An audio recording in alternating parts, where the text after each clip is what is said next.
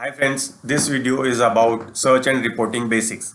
So before begin, I wanted to inform you that this topic will cover a maximum question from the fundamental one exam.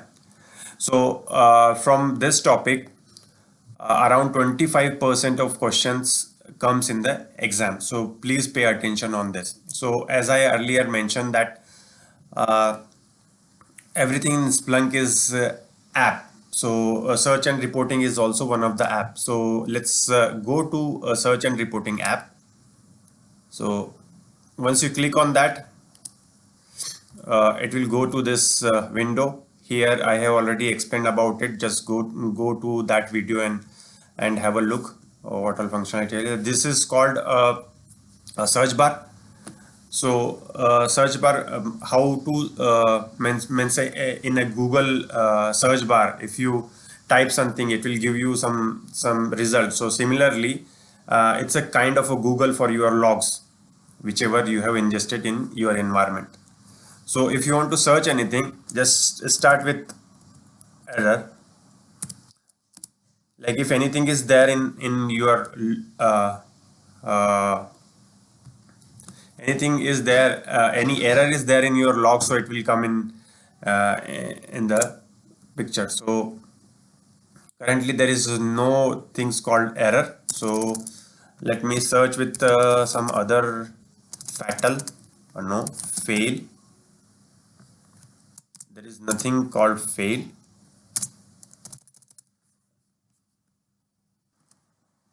So there is no error in my system. So let's start with some other keyword info. So I will click on it and it should show some info because I haven't given any index. So before that it should have some index.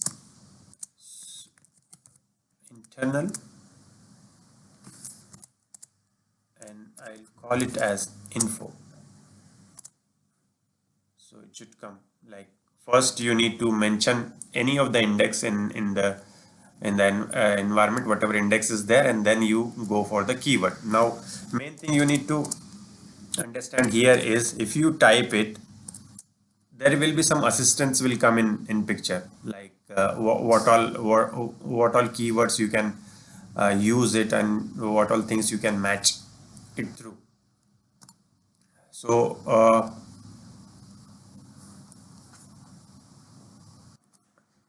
you can continue whatever in your mind to type, or if you know everything you can do by your own, or it will suggest the Splunk will assist for you on that. So once you type pipe, it will give you all the commands which is related to or you have earlier used, or it will give you some kind of assistant that these kind of command you can use. And if you hovering over it, you are hovering over it, you can see the definition of it comes in. If you want to learn more, you can click on more and go to your search, or do means go to the help and you can work over there. So like this.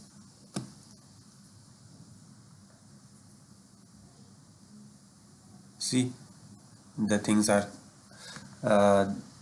if you want to, like say, if you say I want to type a chart or stats command, I want to use statistics command. So like it will assist what can you do with the statistics command. You want to do count, or you want to do the count by host or count by something. So these all things will come first, or everything will come. So it will assist you. So, and how to access that, how to enable this or disable. By default it is enable, but it is enabled in compact mode. So you need to go to admin preferences, or user. If you are user, it will show user. I am admin, that's why it is showing me admin. So preferences, SQL editor, and here you can see currently the assistant mode is compact. If you want to do full assistance, you can do it full assistant. Though I have already covered this topic in my previous videos, just I will inform. If you click this, it will give you more information about the command. So you can see the difference stats. Now the command will come, history command or command history or something, the assistance will come. Now here the example or the details about that command will come. Like you can see it here. You want to, if you want to click on more or help, it will give you. Currently auto selection is open. Auto open. If you want to do auto open, you can select or unselect it. Okay. Now working with parentheses in assistance mode, like if you want to put parentheses, if the matching parenthesis is there, it will say it will highlight the matching parenthesis. If there is no parenthesis, it will not highlight anything. So this is how the assistance will work. Okay, if in case you forget to put the parenthesis, so for individual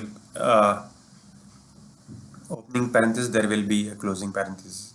So this is how you can identify whether you have used a correct number of parentheses or not. Now, when you use any search, it will give you a result immediately.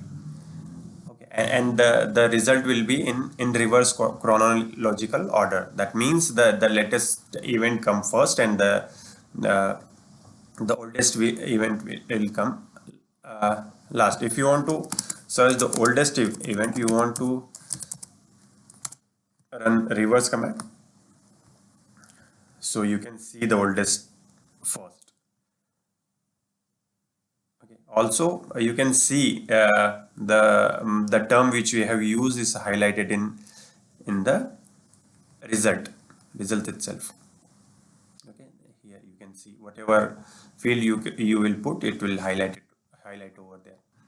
Now, whenever you search for any events or anything, there are number of field comes automatically, and those are the timestamp of event, host, source type, and index.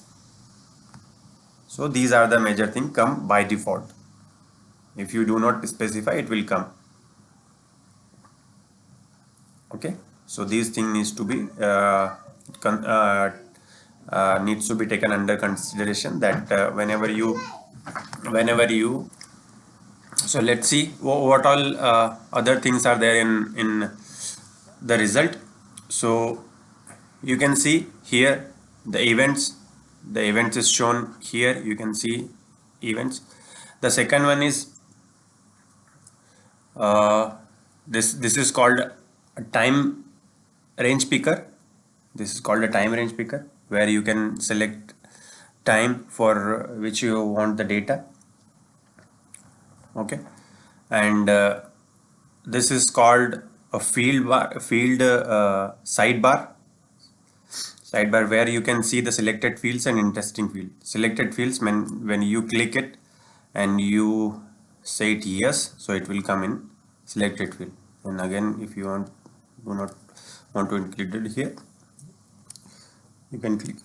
This is the timestamp and other metadata attached to your event. Page initer. So here we can see a page initer where you can go to multiple pages. One by one you can go to pages. And also a timeline format, how you want it, compact, full, hidden. So this is a timeline pattern. This is a kind of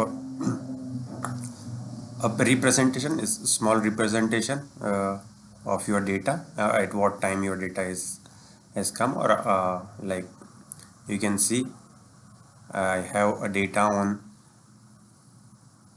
this many number of data is there on Saturday. This is the date and everything. this is called hold event, and also I have explain you these are the metadata, and this is generally a selected field which you select over here. So those will come over there. So you can see if I do that, the selected field, it is added a new selected field over here. If I unselected, it will go off. So you can see it. So this is event, all the events come over here, and this is a search mode, in what mode you want to run the search. So about this search mode, I'm going to create a video in our next part, that is fundamental 2. So for now, you need to consider how many modes are there. If you want to modify your search according to your results, that you can do that as well. If you hover over any specific value, so it will get highlighted, and now if you click over here, it will say if you want to add this this value in search, or exclude, or open a new search. If you will add, it will get added and it will search according to that. If you want to exclude it, remove, it will get removed. Also a particular thing, if you want to exclude it, you can exclude as well. It will say not for that particular. Okay. Also, if you want to open that in a new search, it will get open in the new search. It will open a new search. Okay. So similarly, you can use this function as well. Now again, if you can see in the event, there are 50 events per page. If you want, you can increase it to 10, or you can decrease or increase it to 50 per page. Now again, how you want to see the data? This is in the list format. So here you can see a raw format where the data will be shown as raw table, that it will show in table. By default, it's in list format. Okay, that is called a layout of your event. Okay, so now if you go to time range, there are different if you want to choose a particular time range from where you want to get the data. This is a present time range where it has a relative time. This is the relative time. This is the real time. So real time, it means it will search for the data in real time. It will look for like say if you selected 5 minutes of data, if you select it, it will continuously looking for the data for last 5 minutes. Means it's a real time searches.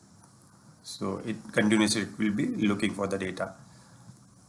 So similarly, there are customized fields. Customized time picker is there. So relative time picker, if you want to select a relative or real time. Real time, again I shown the real time, date and range, date and time range, and advance. So these are the time picker where you can search the data for a particular time. So these are called the below one. These are called advanced time picker.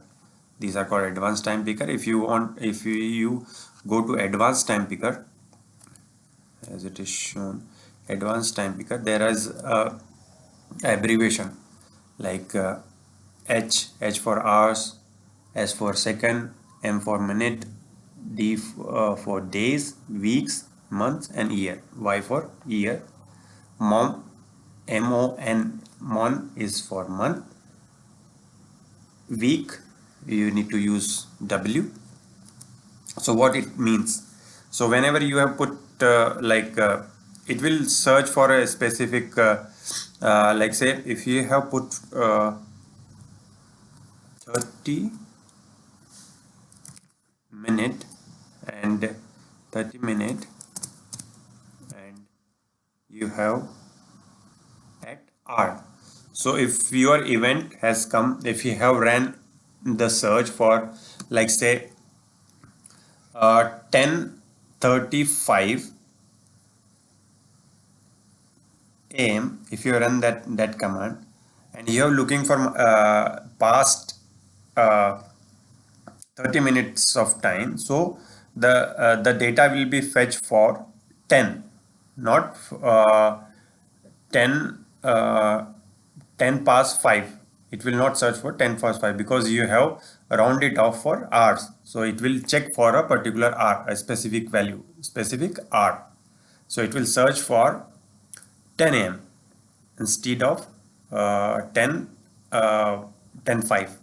Okay, so this is a kind of abbreviation we use it.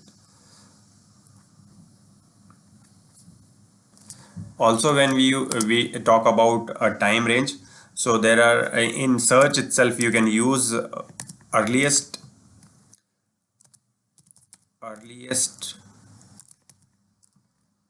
time. If you say it R, so this will search for past hour, past 1 hour. It will search for the data past 1 hour. Now, if you want to put, there are some other things are there, like say, if you want to put, and the latest will be @t.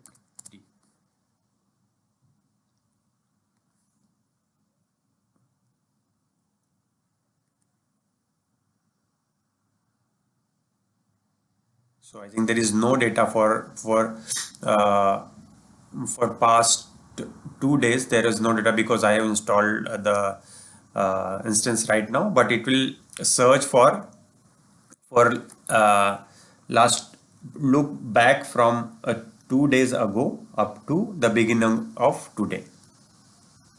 It will look back for 2 days ago, and the latest event will be the beginning of the day. So similarly, you can use a time range, a specific time range, if you want to know. Like I will put a certain date where I want to search the data. So you need to give a time 12:30.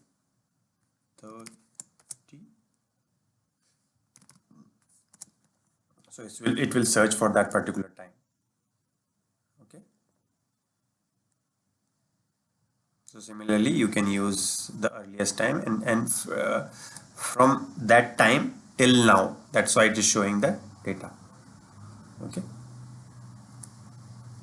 So this is, you can use a time range in the search itself.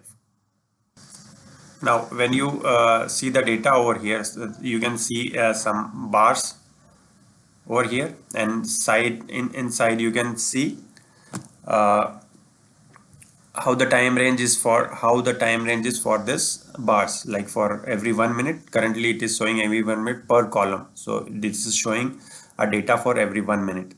Now this bar chart, if you select any of it, and now if you hover it, it will show you the event for that particular time, but there is no change in the result of the event, or there is no change in the search. You can see there is no change in the search or no change in the, if you click, once you click over here, you can see the 313 events at that particular time, and now you can see the result also 313. So it will change the result, but still it won't change the search.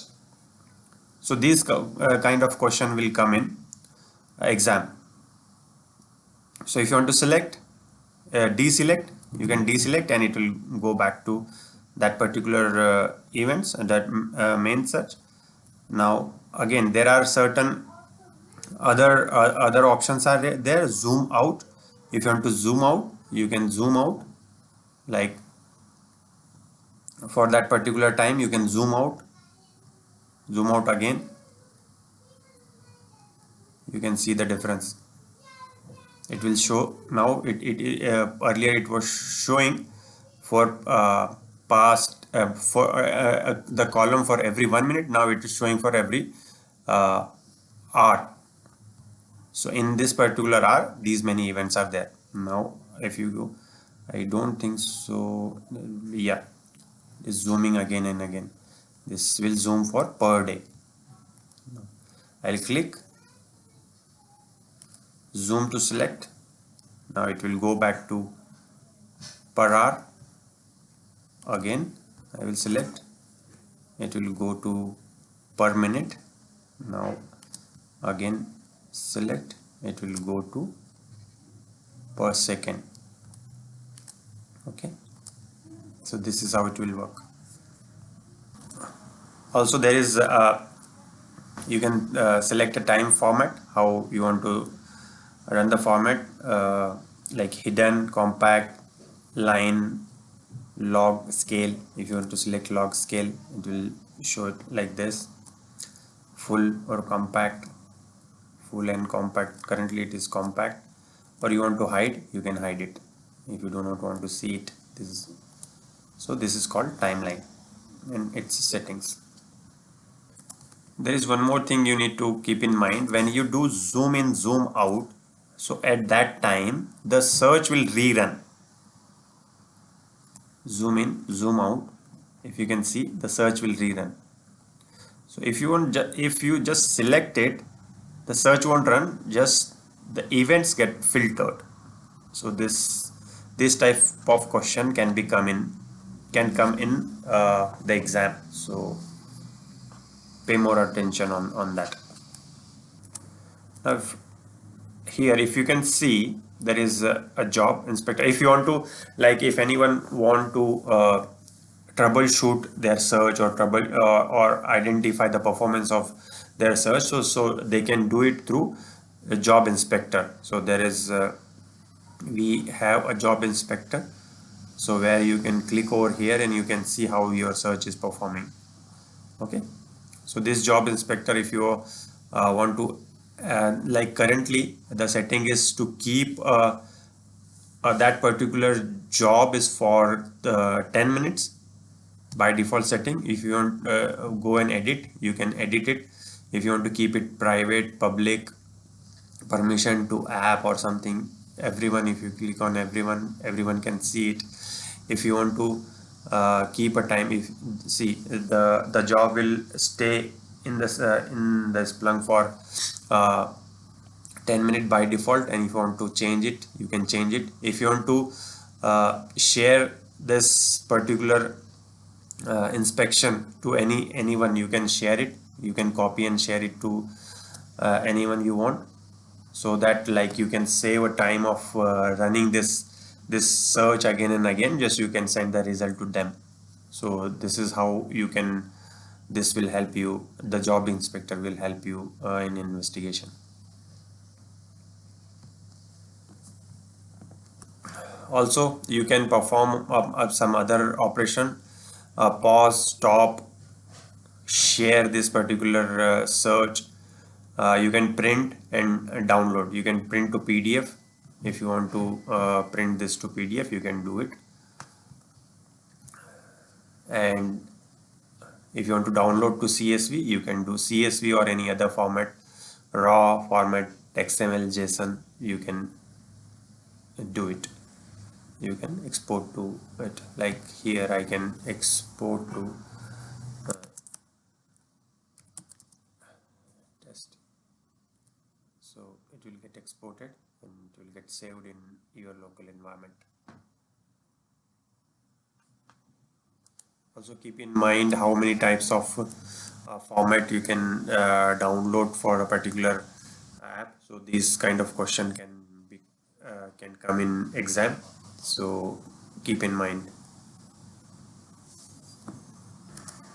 Now if you have already ran the search and if you want to go to that to inspect the job, so you can go from activity, you can go to job, and you can search for a specific job when you have, yeah. So here you can see the job, this job you have run. Okay, so if you want to delete or do any operation on this job, so generally what happens is this job is taking, if job is taking long, so it will go to some other state apart from done. or from here itself you can go to some other activity, like if you want to edit, you want to extend or inspect or delete the job, you can do that. Inspect or delete when this job is got stuck, or when job is get stuck, it won't allow other jobs to complete. So you need to delete the job forcefully to run the other searches. So this is how it will help you. There is one more thing, the search histories. So you can see the search histories over here, whatever searches you have run. So go to Splunk search, and from here you can go down and select for the search history.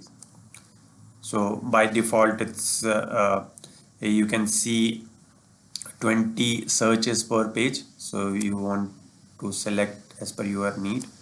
Also time picker, you want to see 2 days or any other days, you can see it.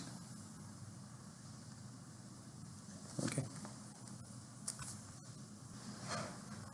so let's recap the session. So I've shown you how can you search a particular search term. So first of all, you need to give the index name. So any index name you can provide and search for the a particular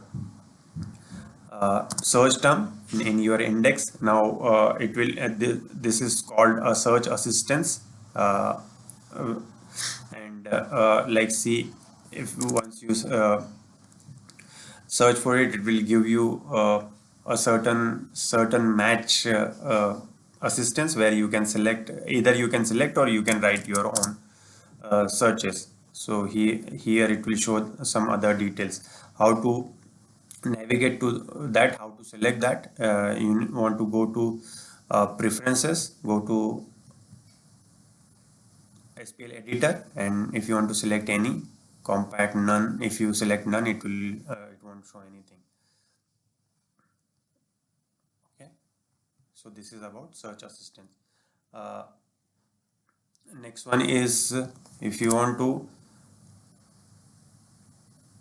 like about the parentheses, there are like if you have selected search assistant, it will assist you about the parentheses as well, whether it match the parentheses or no. If you can see there is no match parenthesis, it won't highlight. Now it will highlight the adjacent parentheses. We have seen the other things as well. When you search, it will give you the immediate result, and the term which we have search, it will get highlighted over here. Okay, and the events will be in reverse chronological order. The latest event will be on the top, and the oldest event will be on the at the last. So there are multiple things. By default, things comes with the event, and we can say Splunk extract those things. First is timestamp, host, source type, and index. Okay, so how the search results get means what all the other things are there when you run the search. Here is the events. You can see the events, time picker, and the fields, the interesting field or selected fields, you can see it over here. Timestamp is this is the timestamp. Page initer, this is called a page initer, where you can go to the page. This is called the event. This whole bunch is called event pan, and this is the particular events you can show here. And when in the bottom of the event, you can see the selected fields. You can add or delete the selected fields over here. See, you can, okay, now you can include or exclude any from the search. You can include, exclude any of the searches, like you can add, exclude, or you can run a new search. So this is how you can use it. How you want to display your event. So you can edit that as well, raw event or table. Okay, about the time picker, we have discussed about the time picker, like this is a present time picker and these are the advanced one. We have checked about abbreviation of this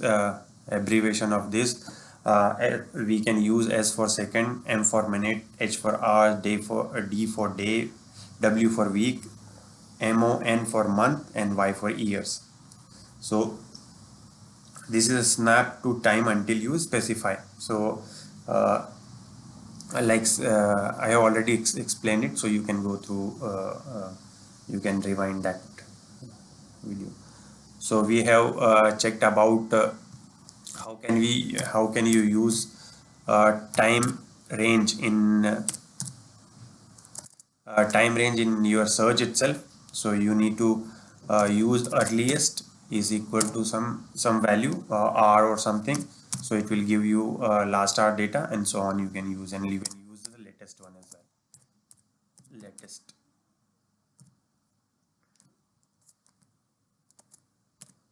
So latest whatever, now by default it is now, but I am giving, for example, I am giving it now. So you can do manipulation as your own. uh, Now we have talked about that format timeline. This is called a timeline, where for here it will show for how the data is displayed over here. Currently, you can see 1 minute per column. Now you get hover over here. It will show until you have not selected, it will show the events without filtering or changing events. So once you select it, it just change the event, it just filter the event, not rerun the search. So you can deselect it from here.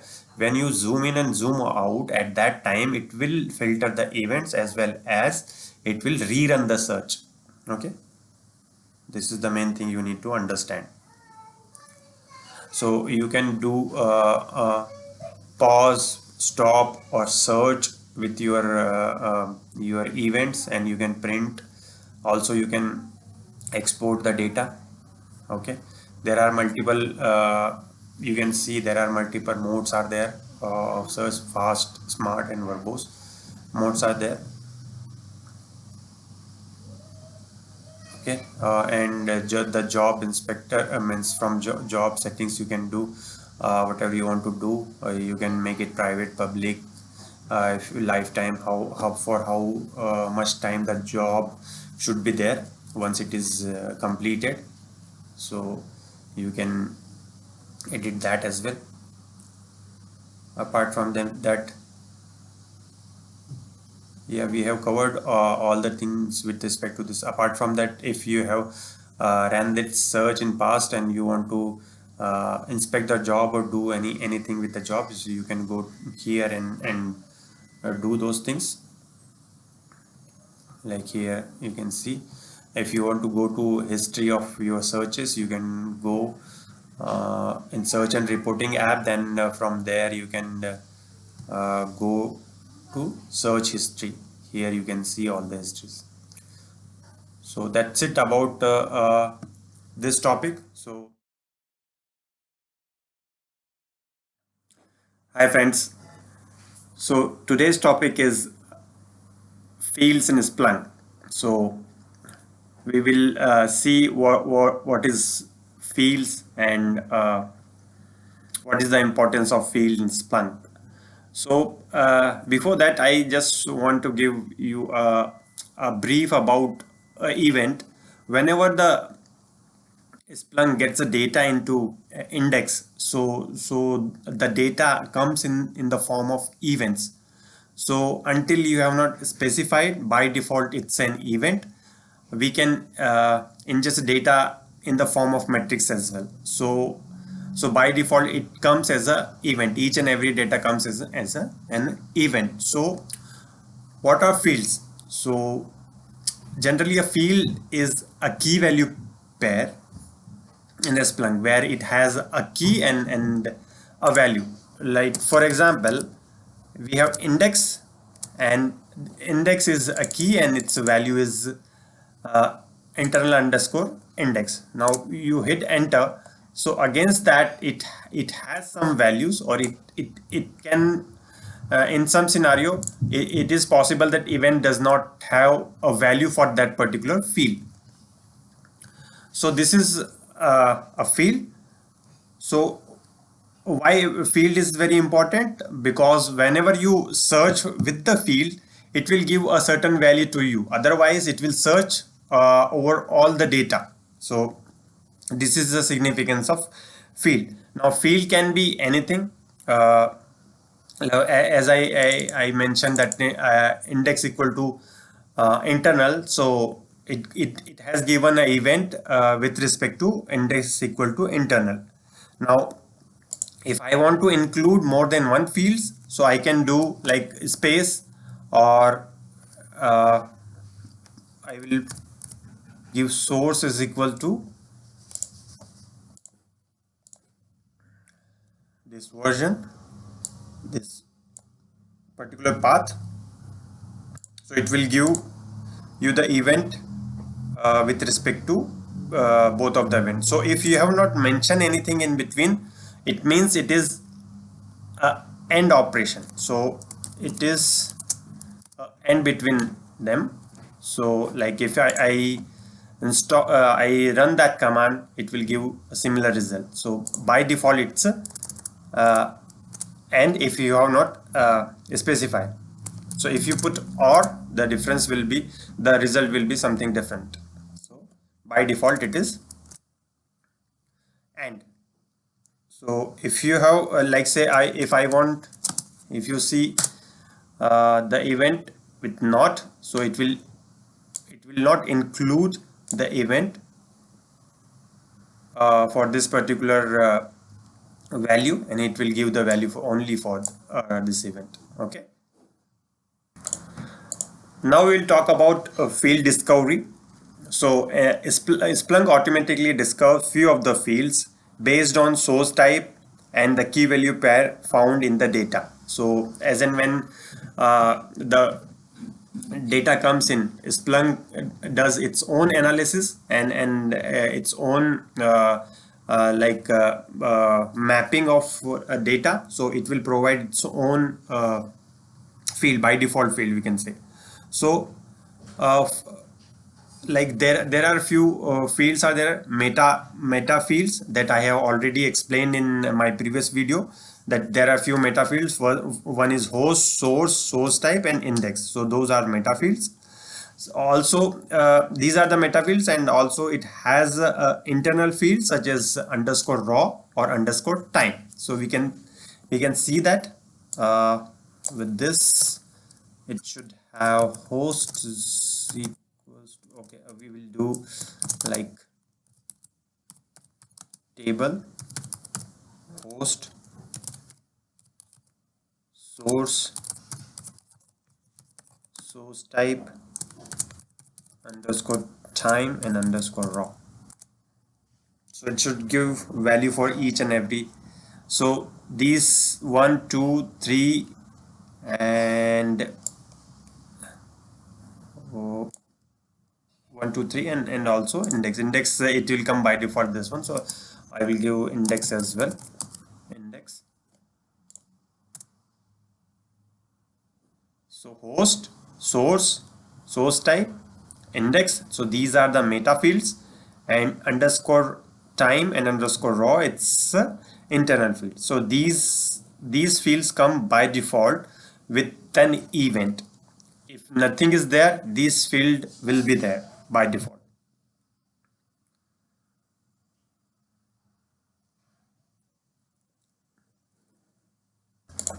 So it is also possible that many of the field does not have the value for that particular index. So it can be possible, or it has more than one values. So how to identify a specific field in the event? So sometimes, if you can see here, the throughput equal to the group is equal to throughput. So it defines a clearly key value pair in the event itself. Sometimes it sometimes get embedded in with respect to source type. So here you can see user admin. So in source type it is defined that user is equal to admin. So like wise you can bifurcate the field value. Now about the site field bar, you can see here this is the site field bar where it has selected fields and interesting fields. Selected fields where automatically there will be a 3 fields get selected: host, source and source type, and rest will be interesting fields. And if you click on all fields, the all field will come in here. So these are the all fields, and here you can see the interesting fields. Okay, now there are few terms. You can see the alphabet and hash in front of all the fields, alphabet hash. So A means it's alphanumerical and hash is it's a number. So if you can see, this value will be alphanumerical values, and if you click on the field which has hash, so it will be a number. So this difference can become in the exam. Also, if you can see, this field has 71 values, this field has 1 value, and similar so on. So this shows the occurrence of the distinct occurrence of this field value in this field. So again, as I mentioned, if you click on all the field, it will show you all the fields in that index, whether it has come or no, whether it has a single value or multiple values. See, the field can have multiple values as well.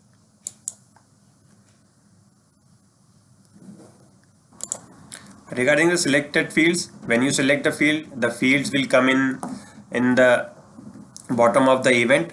So if you select any of the field, let's say I have selected it, so now you can see here, like in this event, the component value is not there. The component field has no value. So here if you can see the component metrics, component LMS stack manager, so it will show over here. If you unselect it, it will again go off from here. You will not be able to see it.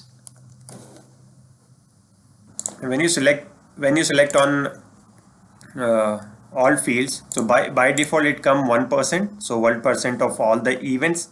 Now you can show as much coverage you want to, 50% of events, 20% of all the fields, or any field you want to search, you can search it over here, AVG, or once you click over here, it will go to selected field, like this you can see.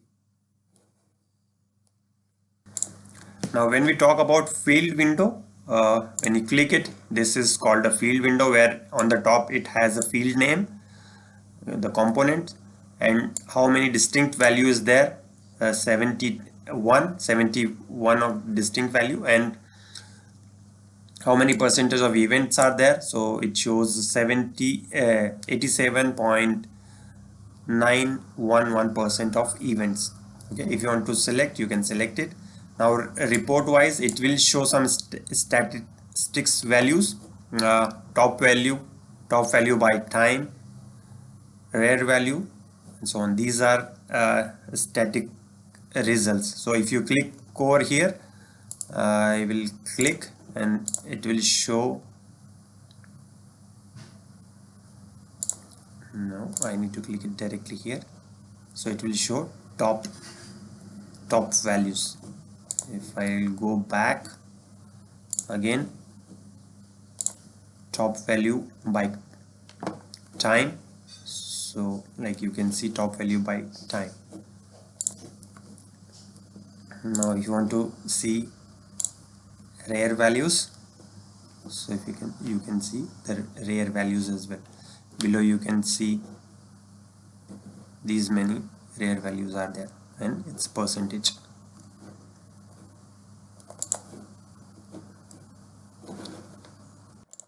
You can see one option, event with field. So when you click over here, like it will show, it will include this field in the search with is equal to star. So if you click on that, it will show where it has the value for this field. So if you click over here, it will go ahead and put component field is equal to star. So it will show all the events related which has a component field. Okay, so if I remove it, like you can see it here, 10,189 events are there. If I remove, definitely it will increase. See, you can increase. So there are few events are there which does not have component value. Now if you want to include a particular value, like if you want to see here, top 10 value will be shown here. Like if you want to see the event with respect to matrix, the component is equal to matrix. So if you directly you can click it over here and it will load the event with respect to matrix. Component is equal to matrix. So this is how you can directly select it from here. If you do not know the name of that particular field, value of that field, so you can directly select it here. You can see the fields here, and if I want to select like group, from group I want to select, I want to see the events where the group is equal to throughput. So it will automatically include this in the event and you can see it over here. So this is how the selection will work from the field window. So how can you use field value or field in efficiently in your search? So when I directly search like this without any field throughput, so it will search an entire index. Okay, it will search when I specify a specific field is equal to this, it will narrow down, it will look only into this field. It will show me the event related to this field only. Now before that, it will show an entire, it will see an entire field and will show you throughput. Like wherever it finds the throughput, I can see the throughput in name as well, maybe throughput over here as well. But if I want to see only in this field, it will give me the exact value or exact event where the group name is equal to throughput. Now there are few consideration about field, that field name is case sensitive. Now if I, instead of group, I put this, it will not give any result, that it, because it does not find the group with capital G in the event. So this thing you need to consider. Okay, so and second one is the group the field value is case insensitive. So if I give throughput, it will give me some result. If I put like this, it will give me some result. So just remember that field name is case sensitive and field value is case insensitive. You also can use a wildcard with the field name. So I can put group is equal to star, so it will give all the value with respect to this. So if I do deduct of group and table group, so it will give all the values of with respect to group. So as I mentioned, the star over here, it will include, and then I have remove the duplicate values, and this is how it works. So you can use wildcard at any point, but it is good that you should not use a wildcard at the beginning. You should always use at the end, like this throughput. If it is not used, like say I'm using somewhere here, so if it has a multiple value in between, it will give you a wrong result, or if you include it over here at the beginning, also it will give you the wrong result. So make sure that you should use a wildcard at the end of the string. So initial values uh, you need to make it fixed.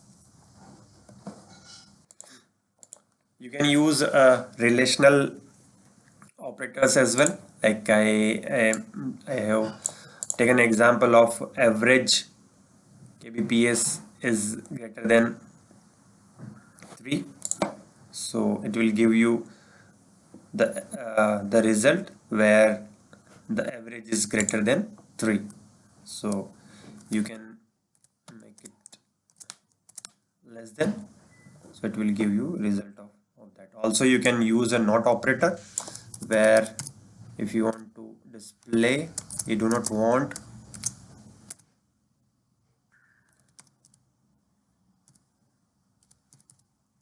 throughput, so it won't include throughput in it.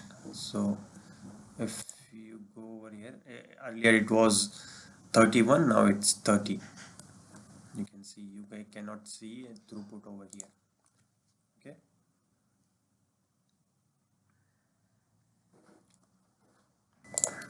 so let's see the difference between uh, not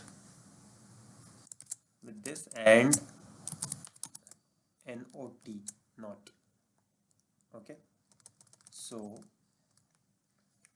when you type group not is equal to throughput, so it will give you the result which does not have the group value is equal to throughput. Now if you write not, so what it will give, it will return where the group field exists and the value in the field does not equal to throughput. Okay, this exists but the value of field does not equal to throughput, and all event where throughput field does not exist, throughput itself not exist. So we can see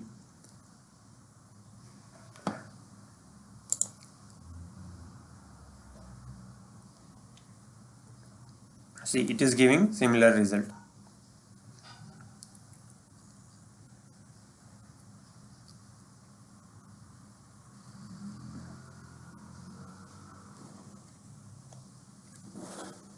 So you can see here the throughput won't be there, and you can see few of the events. If I can search it over here, the throughput, the event where the throughput itself is not there. When you select it, it will come under here. So you won't be able to see any of the selected field over here. So that this field itself is not exist in the event. This field itself is not exist. For that event come either or the event come which does not have the value as a throughput.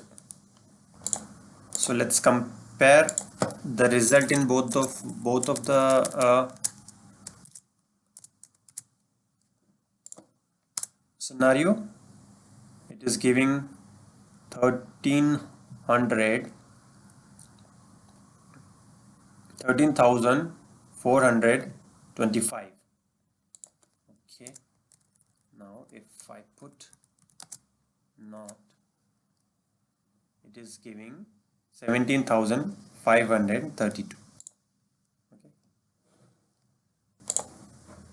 so when you are using not equal to, so the result of it is a subset of when you are using NOT. Okay, so it is this one is the subset of when you are using this. Okay, so we are going to check in what scenario, in what condition both the scenario giving the same results. So is it possible or no? Yes, it is possible that when there is some field which is mandatory, which is coming always in the event. So in that condition it will give you the similar result. So like here this event always will come in the event. So like if you give this host name is not equal to Splunk, so it is giving no result, but though results are there. Now if I give not here, it again will not give a similar result. So in this it will give no result. So this is a similar result.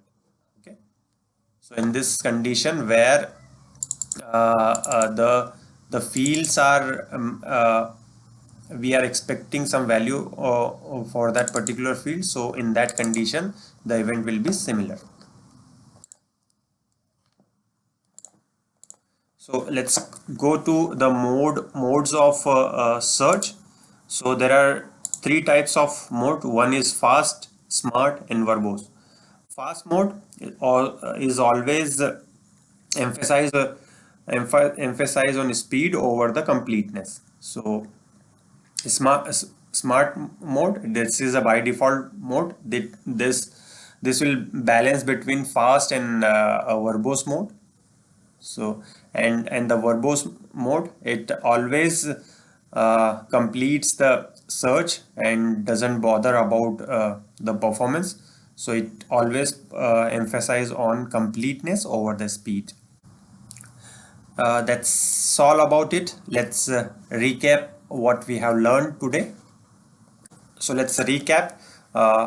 What we have learned is everything in Splunk comes as an event until you have not specified as a matrix.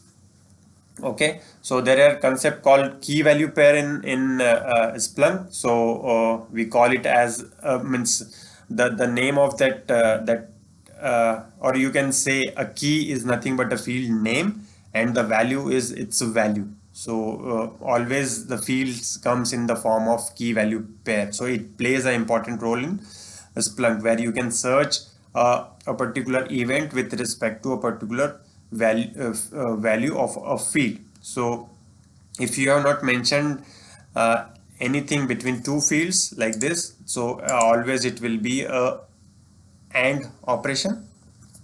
Okay, so also there are few fields which are automatically discovered, that is called a metadata.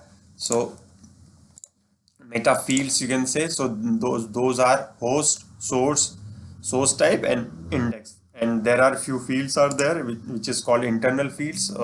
and that is underscore time and underscore raw. So those are by default values discovered by Splunk. So there are few events are there where the field's value is not there. So it can be possible the field doesn't have any values, or it can have a multiple values. Okay, so how we can identify values. So in certain scenarios, like here you have you can see it here, it's a status, but it is we cannot identify for which field it is assigned to. So it is done on source type automatically discovered. So like say user has admin, so also if it has a key value pair defined itself in the log. So I am searching for that particular value, where you can have, see here you can see features is equal to search skipped. So these kind of values can be there in the event. Okay, so we talked about this site field sidebar. So field sidebar has selected field and interesting field, where selected field will show under the event when you can select or unselect a field from the field window. Okay, also you can select all fields, where by default it's coverage 1% or more. You can select it anything you want, or you can search any field over here whatever you want. Okay, so these are interesting and selected fields. Also we have talked about the count. What signifies this? So these are the unique value against this field. The A means it has alphanumerical values, and hash means it has a number. Okay. Also we have talked about uh, selected field window. So selected field window. So field window has multiple things like field value name, its value, percentage. It has some statics values as well. Also, if you want to include it in the event while searching, you can directly click and it will say as if you click it, component is equal to star will come in the search. Now here it will show top values. If you want to include any of the value in the search, you just directly need to click over here and value will go into the search. Okay. So selected field, we have already talked about selected fields, that selected field will come under the event. If I will select this field, it will go under the event. Like you can see component here, there is no value of component. So whether I have selected or no. So here you can say component value is here.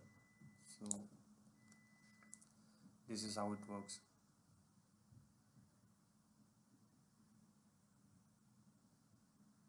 So we already included means how to search the value. You just directly cannot search it like this.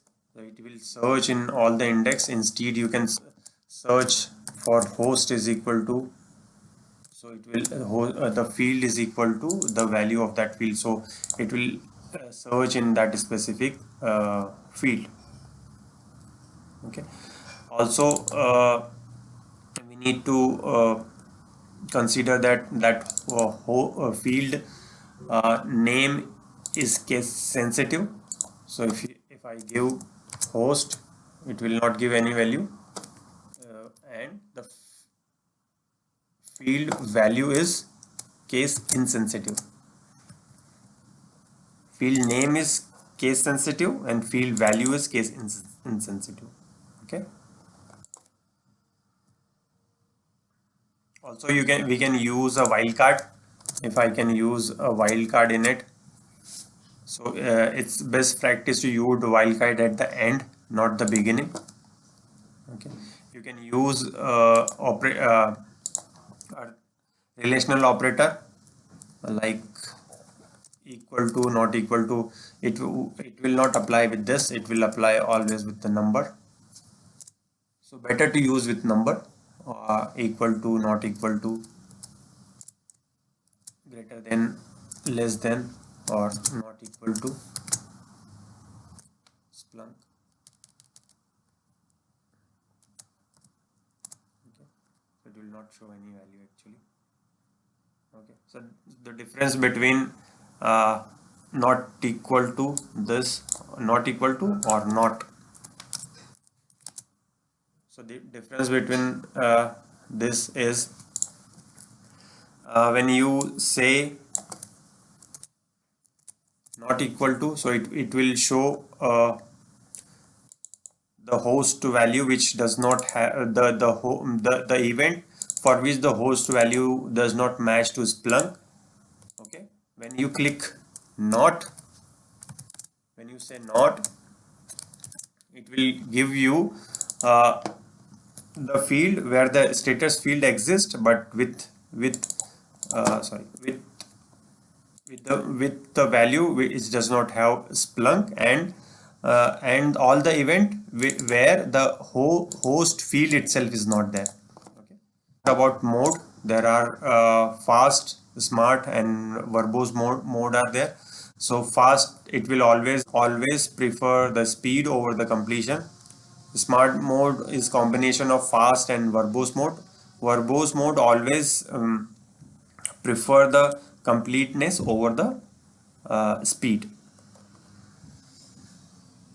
So this is all about this video. So this video is about search best practices. So how can we improve our searches to consider few points in mind. So first point is the time. So time is very efficient or crucial filter in searches. So it is recommended that you should specify lesser time for your search when you're running. You should not specify a larger time. It will take more time to execute, and it will take more resources. IO operation will be more. So take a lesser time. Like if you type for all time and you are searching for some index, so it will search for that all time in your index. So it is not recommended for any of the search to run for all time. Okay, so in ad hoc search, it is you can run, but in scheduled search you should not run, because the searches can get skipped. So in my this example, I do not have much data, so it finished earlier. Is finished very quickly. So in like in actual production environment, you should not run it for all time. Generally, the admin will disable this for all time, and they keep it for lesser time. That will not impact the system performance. Now this is all about time. So keep in mind that you whenever you are performing any searches on the search head, so keep a lesser time, so and gradually you can increase it. If you want to go beyond your time, so you there is means beyond time, as in you want to search it for more than 30 days or more than 60 days, so you can play around with these options. So you can create a bunch of like 1 month, every 1 month, or every 7 days, or and you can shift the window accordingly. Okay, so also there is one more thing. You should specify one or more index, like sorry, it is internal. it is giving me the value from both the index. Okay, so you can mention one index or more than one index at the beginning of the search, and it you need to keep in mind that the index field, always you need to give it at the beginning of uh, the search. It is recommended that you should give mm, the field index field at the starting of the search. Okay. So the next thing is include as many search terms as possible. Search term as in if you want to search like for in this term, whole term, info and LMS task manager. So if you give simply this one, let's see what happens. Simply this, it will include this and whatever other parameters are there. So it will give the input for everything. If you specify one more term, so it will give this and also this and this. Okay, both of them. So it is like you are creating your escape to the point. The search you are creating to the point that it searches for only for your data, not the other data. Okay, so this one thing you can keep in mind. As many search term you can put, like you can put a specific search term this as well, so it will reduce this the amount which is fetching from the index. Okay, so you can include that. Also this search term, you like you need to make this specific to your requirement, that you what you want to exactly one thing you need to consider, that in as in Splunk, the inclusion is better than the exclusion. So inclusion, as in if you want to search for uh,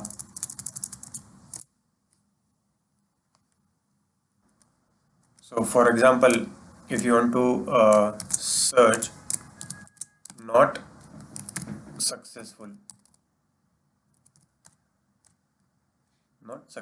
you want to search it, or successful login, not successful login. Currently there won't be any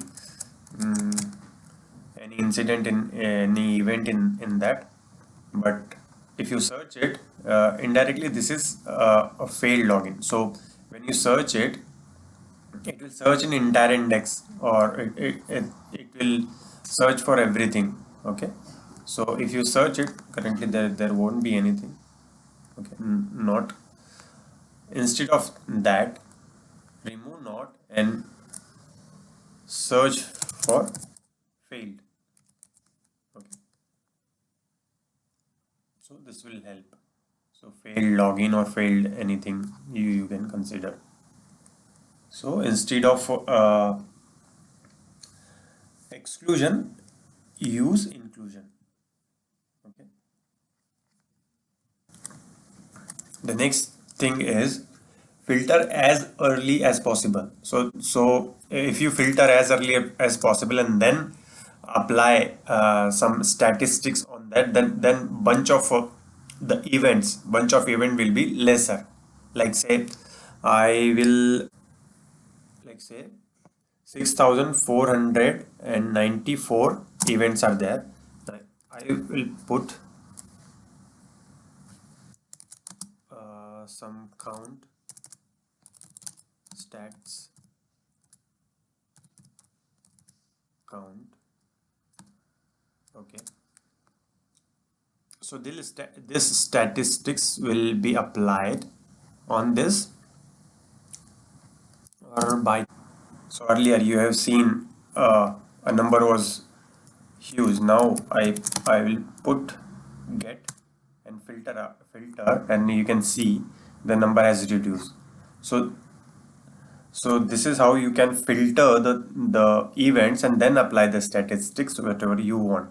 Like suppose you want some condition through uh, where ABC is greater than some value. So now here you got a subset of your entire event, and then you have applied the statistics. So so this will be a best practice, that you filter it first. If you apply, like suppose you have already done statistics, now you have applied the statistics on entire events, and then you have you are putting the conditions. So this is inefficient, you can say. So obviously this will run, but it will take much time than the earlier condition, that you have filter the event earlier as possible. Okay. The next thing is avoid using a wildcard at the beginning or the middle of the search term. Like if you want to search for fail, so it can include fail or something. Now if you include this, so it will search for entire index. It will fetches the data in entire index and then apply this filter. Okay. In this condition, the result will be huge and it will impact the system. Now what happens when you put it in between? That means that if like suppose instead of fail, some application, some spelling will be there, like FAIEEEL. So that event also will get uh, fetched from the index, or some other spellings, or something else. It will get it over there. So the best way is apply the wildcard at the end of the search term. So this will give a perfect result for your search. So here what it does is it fetches only the specific data and apply the wildcard on that. So the next thing is, instead of using wildcard for a specific field, if you know the value of field, then put or instead of wildcard. Like say here, if you put, okay, so this will give some value, but like I have used a star underscore star. But if you know the index name, this is the index name, and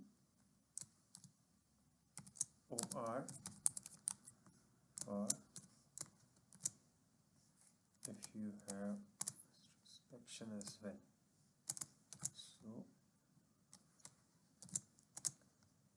So this will be more efficient than giving the underscore star. Okay, this will give a valuable the correct information. Okay, rather we can say the efficient information to your search. Now working with the index, like here in internal index, what you can do is provide an index name, and then if you want to search for fail, you can search it for fail or something else. Successful, if there's some incident is there, it will come. Yeah, successful, register or something. So this is how you can search on an you can search it for source type. So it's better you specify as many field you know about. Like if you know the source type, also you specify the source type, and then use successful.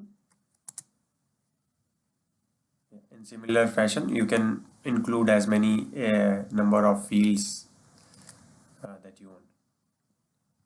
Now again, I have earlier mentioned, with index you can provide more than one index with or,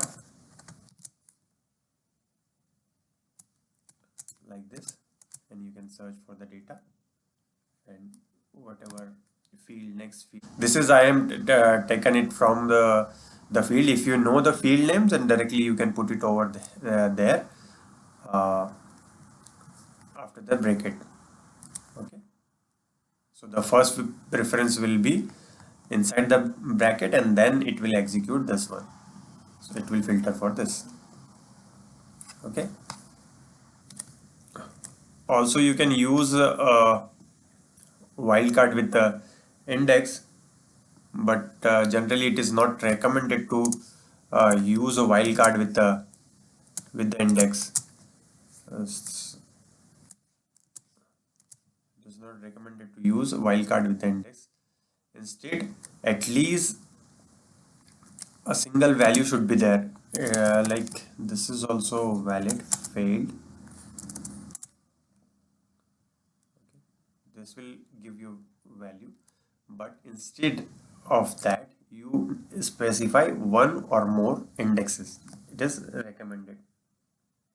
You need at least there should be a one index, one or more index should be there. But it is better you mention one index, not the star or not the wildcard with any of the field. If you know the field name, then specify the field name, or at least you use initial of that field name and then put a wildcard. Okay, that will be the best way to find the indexes.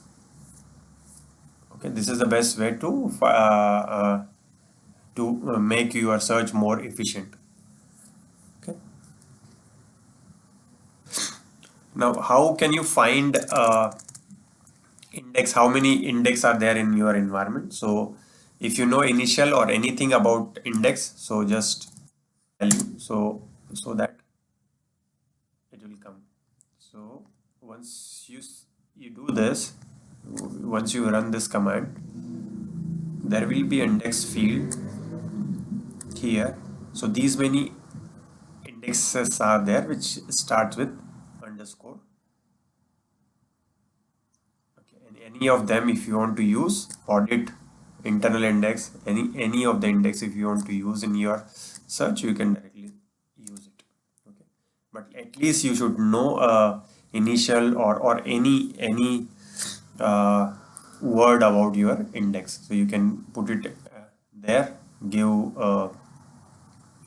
wildcard and use it. Okay. Let's summarize the what we have learned till now. So time is the most efficient filter.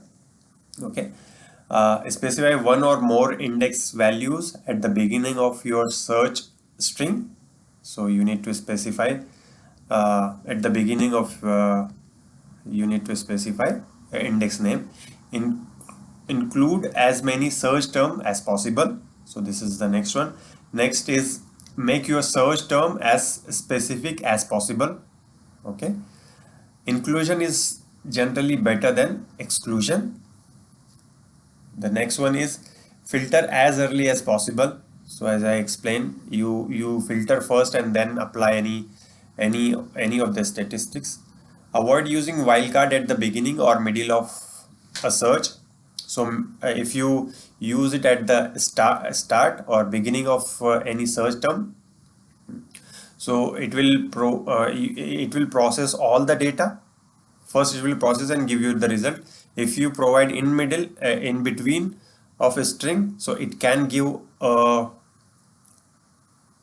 wrong value. If you use at the start, at the end of the search term, so it will give you a better result. When possible, use or instead of wildcard. Okay. So working with indexes, you can work with any index, like you just provide index equal to index name and then search term, so that will be a very efficient. You can use more than one indexes through or, and then provide your next field in brackets. The precedence will be higher, so first execute that, and next it will execute the next search. Then how can you find an index from the data? Like you can use a wildcard. You need to know at least uh, uh, alphabet from your index. So I'll put a star and underscore star, and this is how you can get the index name from the index field. Okay, this the index field always be there in the interesting field. If you want, you can want to make it selected field as well. It will go up in the selected field. So that's it about the video, and thanks. So this video is about Splunk's search language. So we'll start with search language syntax. So how the search language syntax works. So this is full search. I have written in the search bar. So this first part will be your search, any search, the index what you want to give, where the data is, and the data source, the category of that data, or any other string if you want to put. So you can give it as a basic search, base search. So and after that you put a pipe. So the output of this search will act as an input of the search which is after the pipe. So this is called as a pipe operator. In any other language also, like in shell scripting also, we use pipe. So in similar fashion, pipe works here. It acts as a filtering or the output of this search will act as an input for this. So simply you can consider that. So after that, if you see this stats, this is called as command. So in Splunk there are multiple commands are there. So this is a statistics command. This is not the only one command. There are multiple commands. So this part is called as command, and the next one is this is called a function. So with stats there are many functions like min, max, average, count, sum. So I'm using here max. Okay, so and the next one is the argument of that function. So whatever argument, one function can have multiple arguments or single arguments. So here it is a single argument. So I have given, this is argument is nothing but it should be a field from your event. Okay, so this will be the field from your event. Then next one is, this is called as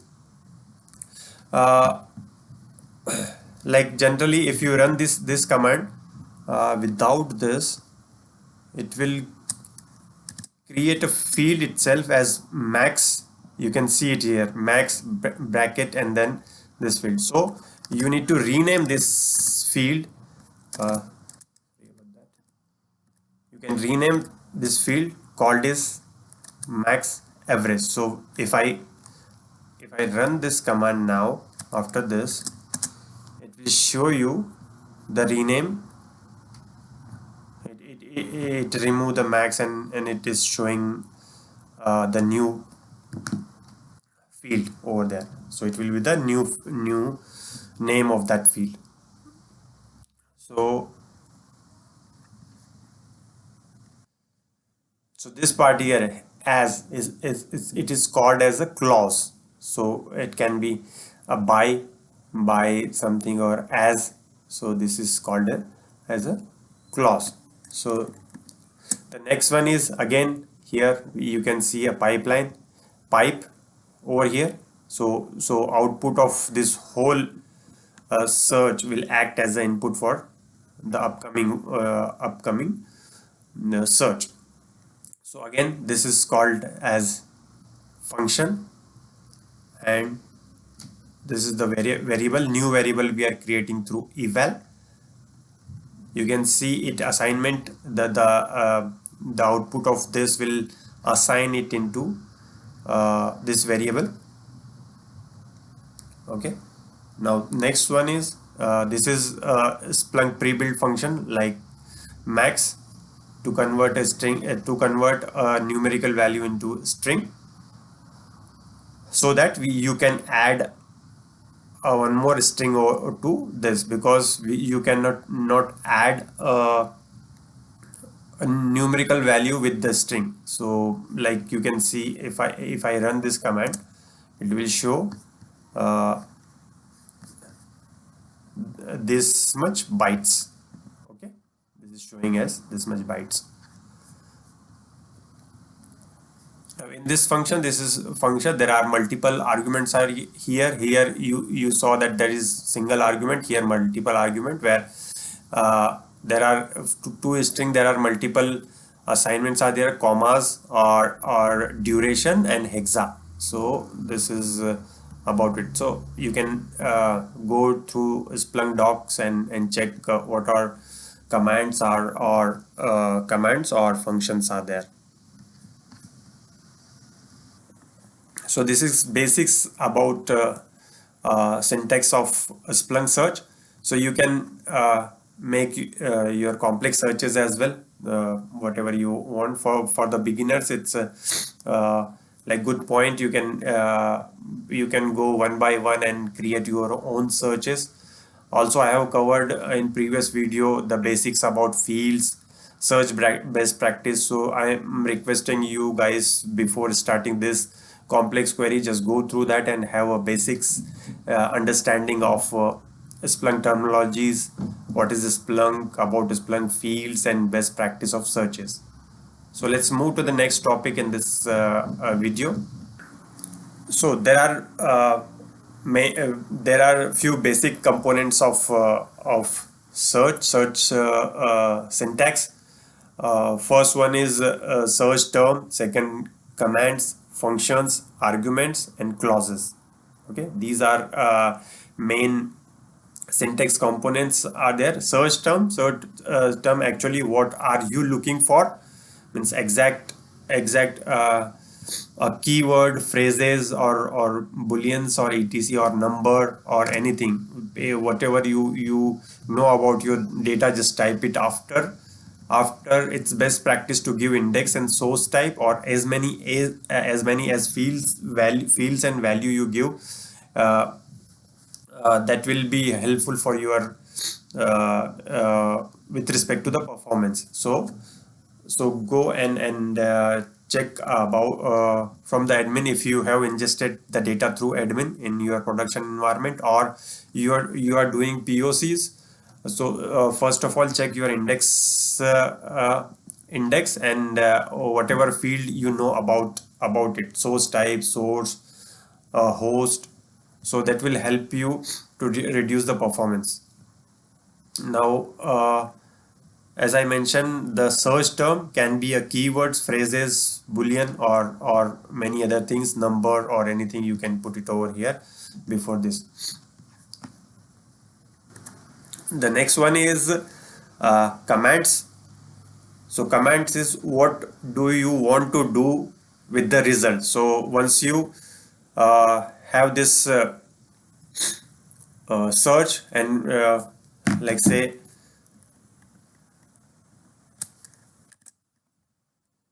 I have searched it and you got some result. So you got some result after running this search. So here are several things are there. You can see fields and events. So what exactly you want to do with this data? So command will help you understand the trend or behavior or exactly the statistics of it. So command will help you to create a chart, compute statistics, and evaluate and format your data. So like see here, this is means this is not much understandable data. So like say I want to take an average any field and get a max of it. So like this I'll get the max of it. Okay. So this is a bit meaningful, like in terms of data. Now after that, the function, how do you want to chart, compute, or evaluate the result? Now after this, you can use after stats like max, whether you want to do max, min, minimum, or sum, or get an average, transform the values. Like here we have transformed the values. Say I want some string attached to it. What it is exactly, it is byte, megabyte, or something else. So I have written this code to include a byte after this these values. Okay, so this means this kind of things you need to first make your mind what exactly you want to achieve from your data, what exactly the output should be, so you can do that. Now next will be the arguments, the function of the argument. This is one of the component of search syntax. So this is called as an argument. Function can have one or multiple arguments. So this can be a calculate average value for a specific field, convert a millisecond to second. So here, like I can put over here as it's a byte in byte. You can apply a formula to convert it into megabyte, gigabyte, or anything else. So this will help you uh, uh, to make a meaningful information out of your data. So next component will be clause. The clause, how do you want to configure or rename the fields in the results? So here how you so if you want to give a name, another name of your field, so you can use as over here, or rename also you can that we will cover in our next video. Or if you want to group by, so you can put it over here by as well. So this will come under clauses. So this is all about the components of Splunk search syntax. Now let's talk about search pipeline. So as we know, the data is stored in on the disk, on the particular index. So this is an index where the data is stored, and data is stored in the flat files. So you need to keep in mind the data is not in any of the database, like say DBMS, like Oracle or SQL. So it can be one of the interview question that they can ask it what data base Splunk uses. So Splunk uses flat file to store the data. Okay, just keep in mind for the interview purpose.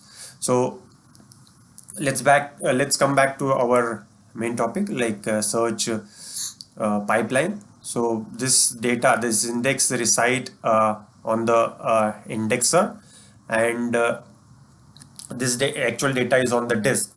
So now when you run this command, so after running this command, the data from here, the one intermediate interface will come in between, after this will get fetched into the search head. If you go to component of it, whenever the user run the search, it fetches the data from the indexer. It pulls the data from the indexer where the data is stored.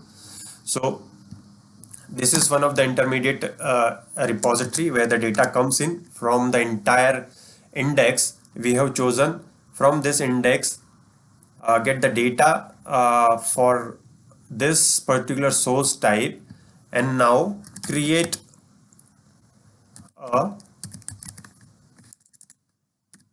intermediate table for that. Now this top command will create an intermediate uh, table. First, we get the intermediate events, filtered the event from the data and pulled it out from on the search head.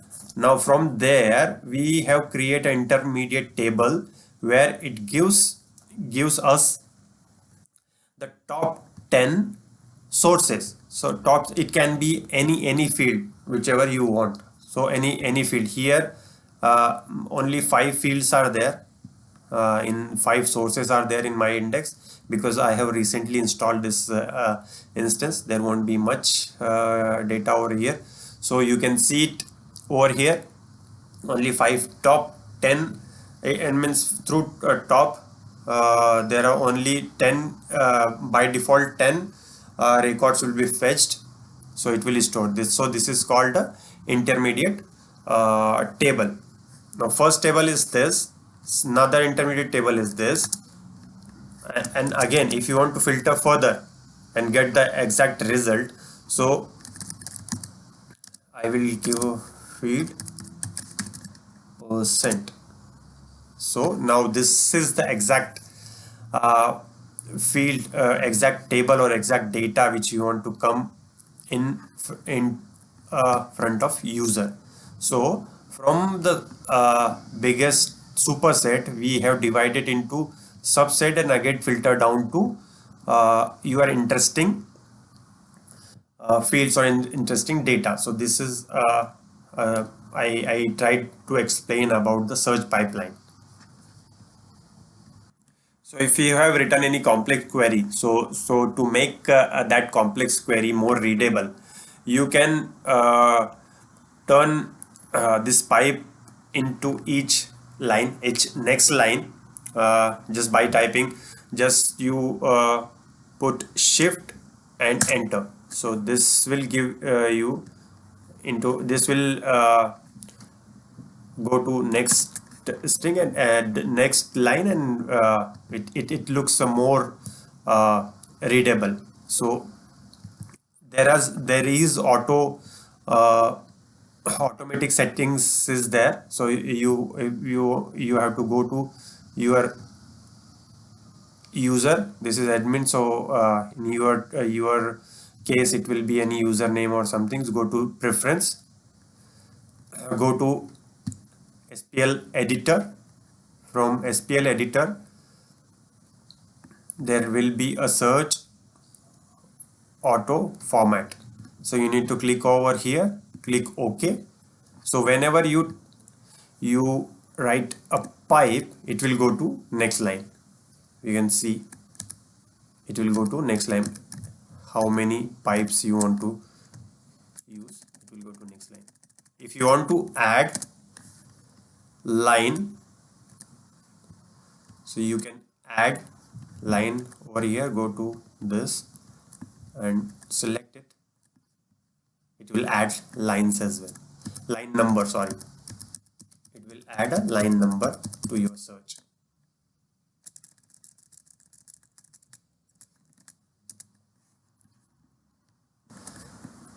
Let's go to these coloring options, what exactly the coloring means in this search.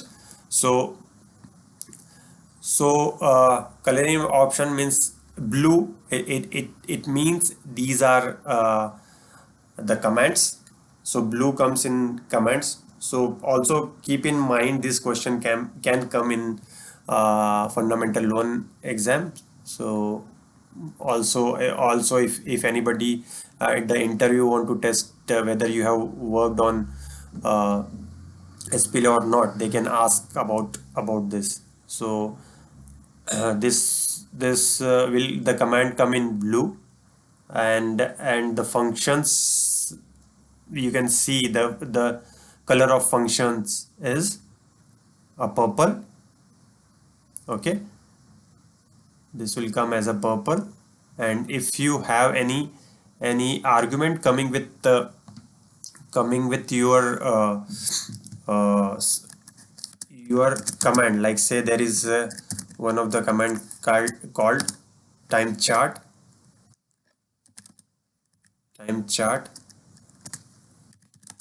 It has a argument like span is equal to 1r.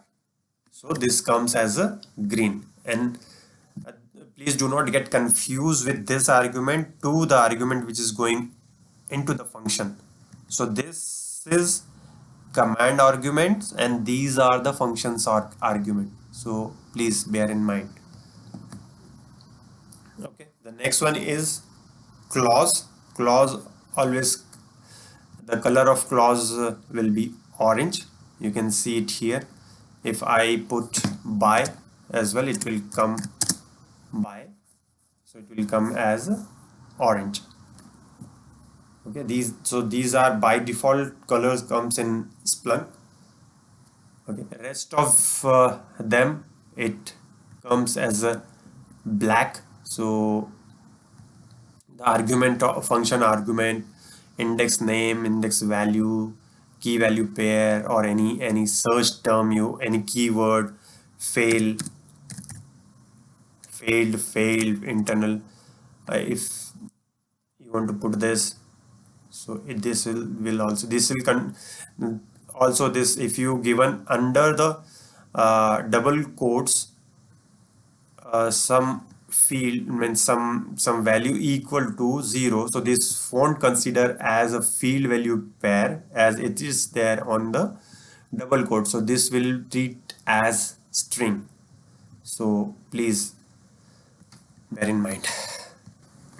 Also, if you want to turn off your coloring option, so you can go to your user preferences, go to Splunk editor, and here if you go to in general, you can have a search assistance where it will show you after each command, it will show you how that particular command work or how can you use it. I'll show you after this example.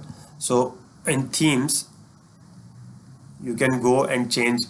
Currently it's light theme, so by default setting is this. If you want to do black and white, so it will give everything it as a black and white.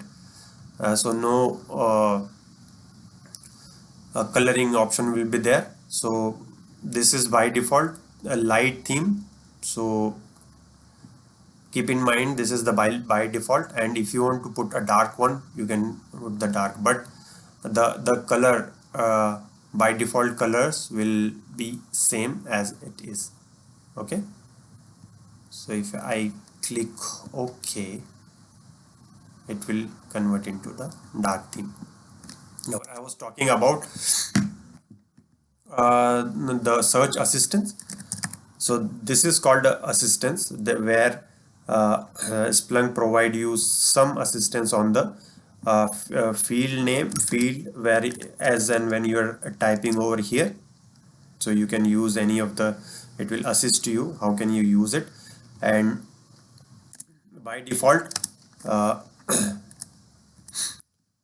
the compact mode is enabled. You can keep it none or full. It will show more detail over here, like say, see, you can see it more details with, okay, with the examples.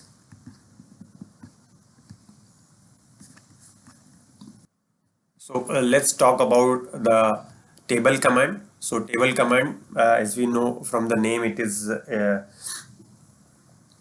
as name suggested, it will provide you the events in the form of table. So table command return a table format by only field in the argument list. Okay, field in the argument list. So columns are displayed in the order given in the command. So whatever, as I mentioned here, the first column will be source, second is source type, host and time. So like say if I run it over here, it will give you first source, source type, host and time. Okay, so column has header. Header is nothing but the field. This field, the header has its own, like this is header and these are the fields. So and each row, each row represent an event uh, in the table. So event in the index, you can say. Okay, this represent as event. Each row contains field value for that event. So field value for that event. So for this event, the source value will be this. For this particular source type is this. For this whole event, the host is this, and the time of this event is this. You can put as many as fields over here. Okay, whatever fields are there in your mind to create a table or create your output in tabular format, so you can do with that. So the next one is rename command. So through rename command, you can change a name of any of the field.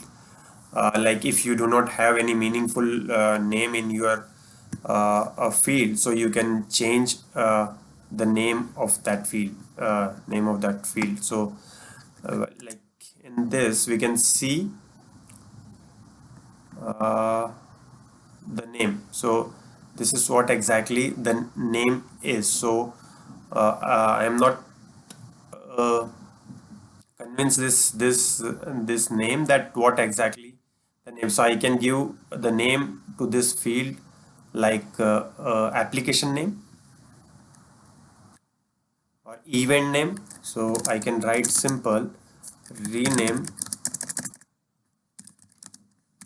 name as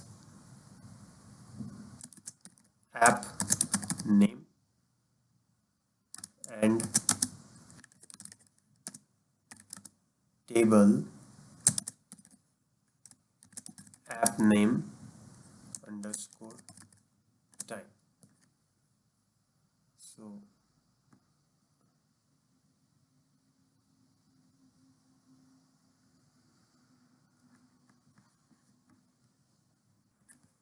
maybe it takes some time to display. So when I run it again, it is giving the name of the fields, like you can say here. So instead of that, uh, instead of this, I can use this command. If like say these are the application, uh, if you do not have a space in between, means in the name, so you can write without double quotes. Like if you want to put application name like this, so you cannot write like this, you need to put it in the double quotes, and same thing you need to use it over here while displaying. So you can see it over here. Okay, so keep in mind that if you are renaming a field with the name where the name consists space, so put it in double quotes. Okay, so one more important thing, whenever you change any field with the rename command, so you're changing the name of that field itself. So the original field will not be accessible after renaming this field after using the rename command. So if I use the original name, it won't show any value because there is no such field called name. Let's have a look in the event whether we see that name. No, there is no field called as name.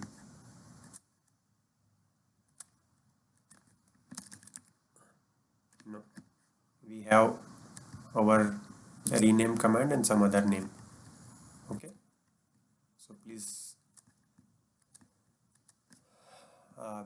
keep in mind that once you rename this command, this question may asked in interview as well. So if you change any particular field, so the field name itself will get changed. You cannot access with its original name. Okay, so the next command is field. So whenever you ingest data, so on the basis of key value pair, Splunk automatically assign a value to the fields or field names on the basis of a header if it has a CSV file, or it make on its own logic to make a key and its value. If you have created a like field extraction kind of thing, so that is advanced kind of part, and the field extraction will take a lot of time or performance of indexer and search has had both. So if it's index time extraction, so it will consume indexer resources. If it's search time, it's consume search time, search head resources. So there is a command called field, where through field you can, like after means you can subset your data, like you want to perform action on that particular field only. So you can include or exclude the fields from your event once it comes to a search head. So it's not we are deleting anything from the index or removing anything, any value or such, just we are subsetting our data to our interesting fields, interesting data. So like and also it will improve your search performance, that from we are not performing any action on whole index. Instead we are filtering out on the basis of these fields and performing the action on that selected field, filtered field. So we can have one of the example in front of you, like say if you run this command. So and one more, I'll run without field. So this I am running without field. Let's see how much time both of the search will take. So this I'm taking without field option. So without field option, it took 0.791 seconds. 0.791 seconds. Now with field, let's see how much time it takes. It took 0.381 second. So you can see the significant difference in the performance. So the event, number of events are same, processed event are same, just we have filtered through field command, that we are telling Splunk that I want to apply, I want to use, after this I want to use only this field to perform tabular operation. Okay, so there are multiple things in not multiple, we can say two things in a field, like through plus operator. By default it's inclusion only, means you can include or you can use plus, so it will apply to all of the fields. Okay, or if you want to remove it, you want to use negative sign. So like in our one of the example, we have used field minus, like I can use it directly here, top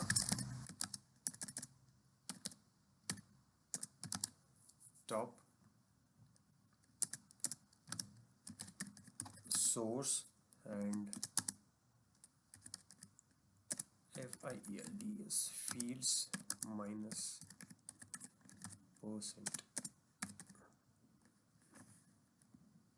So here it will show you percent command. If I don't want percent, so I can use this command to remove percent field.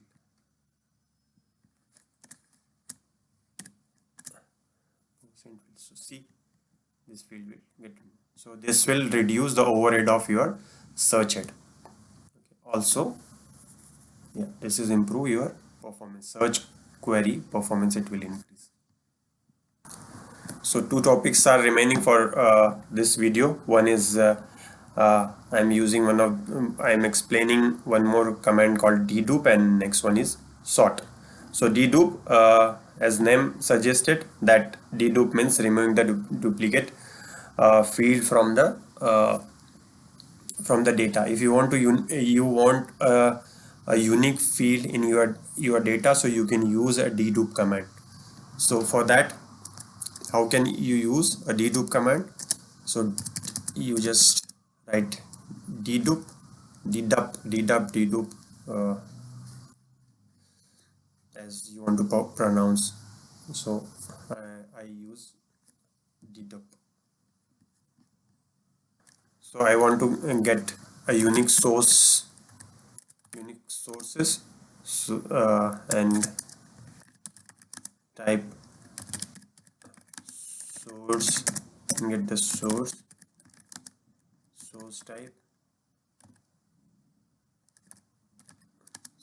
type, host. So it will provide you a unique source type.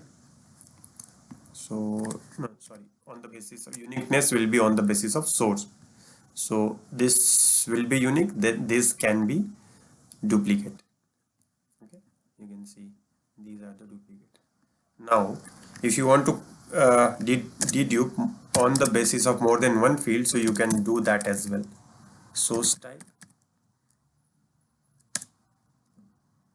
So you can consider this as a key value pair, and that these should be unique. Okay, you can see if I remove it, probably you can see the difference after removing it.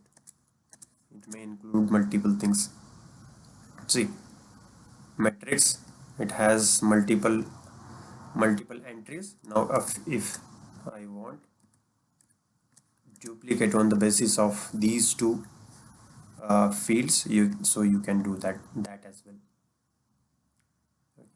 And this will be on alphanumerical order.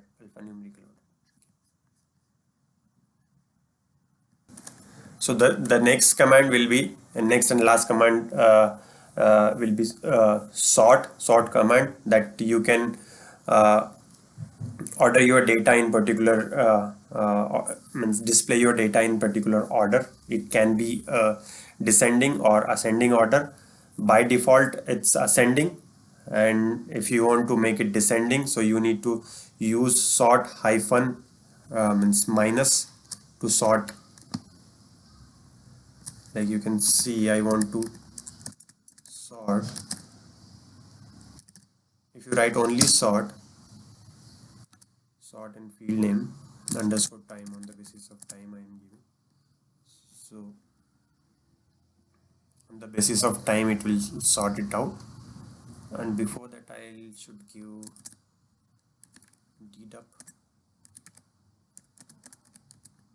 dedupe or dedupe.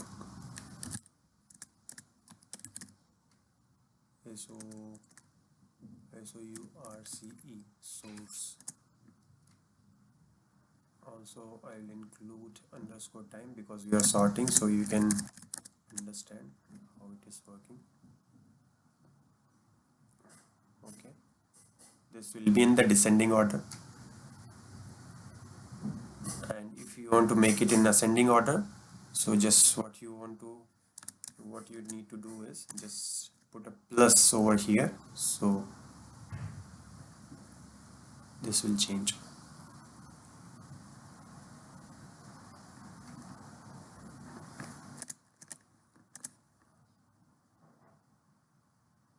No, it is not changing. Okay.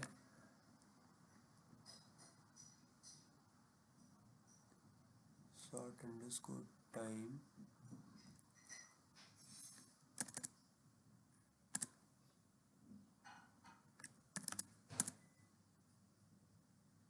Okay, by default, see it is changing. So by default it is plus or without that, like this or this, both are similar. If you want to put it in descending order, so you need to use minus command. So descending order, the biggest is first and then. Okay, similarly you can use source as well. If you want to use source, so this will be on the basis of alphanumerical. Okay, alphanumerical order.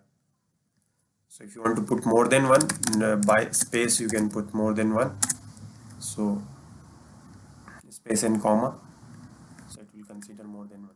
One more thing, if you putting plus or minus, so you need to put space in between if you want to apply the sort or order for both of the string, both of the fields. If you want to apply, if you put only this, so it will consider only for the first first value, first field. It won't consider the second one.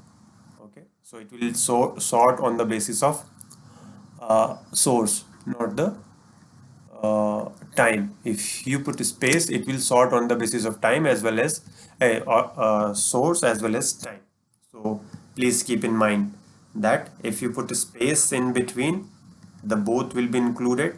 If you don't put, only first field will be included in this sorting criteria. Okay. Also, you can limit the number of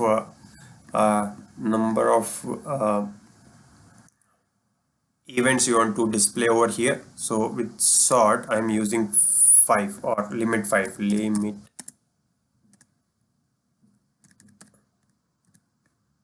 equal to 3. Okay, see,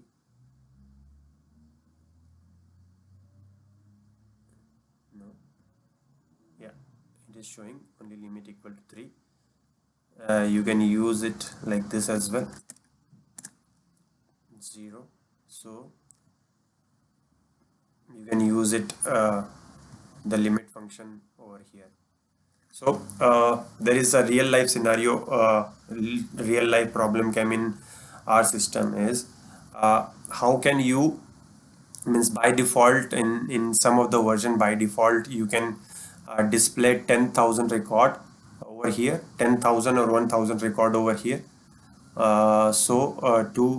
To overcome that problem, just put with sort, just put 0, so it will include all the records whichever fetching from the data. But though it is not a good practice to fetch all the data, so you need to filter as much as possible the data to make sure that your search is performing well, your research are utilizing well. Otherwise it will hamper your performance. Also your search reporting time, the search will not get ended if it is fetching all the data from your indexes. So just keep in mind. So that's all about the video. Let's recap what we have learned from this video. First, we have used a search language syntax where we have used a basic search, then pipe, we have used command, then functions argument, and clauses. We have used clauses as well, and then the pipe, what is the use of pipe? The pipe will act, means the output, it will forward the output of a previous search to input as an input to the next search or next function, or whatever search you are using, to that it will pass on. Also, uh,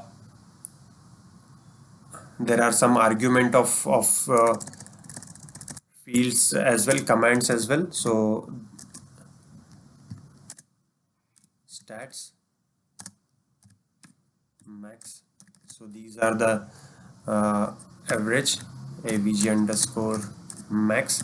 So this is nothing but argument, is nothing but a value here, the field which is there in your uh, events. So there are one or more fields can be there in the from the function. So next will be search term components. There are few major components are there. First is search term. What are you looking for? Either keyword, phrases, or boolean data. The second one is commands. What do you want to do with the result which is coming from search terms? Then whether you want to create a chart, compute statistics, eval, or format. Now the third component is functions. How do you want to chart, compute, or evaluate the result coming from the previous data? Means yeah, so if you want to get a sum, get an average, transform the values, etc., or evaluate, or whatever you want to do with the data. And fourth one is argument. Are there variables you want to apply to these functions? So if you want to calculate anything, rename the fields, or change the format of that field, so that you can do the calculating average value for a specific field, convert megabyte to gigabyte, or byte to terabyte. So these kind of calculation you can do. The fifth one is clauses. You can how do you want to group or rename the fields in results?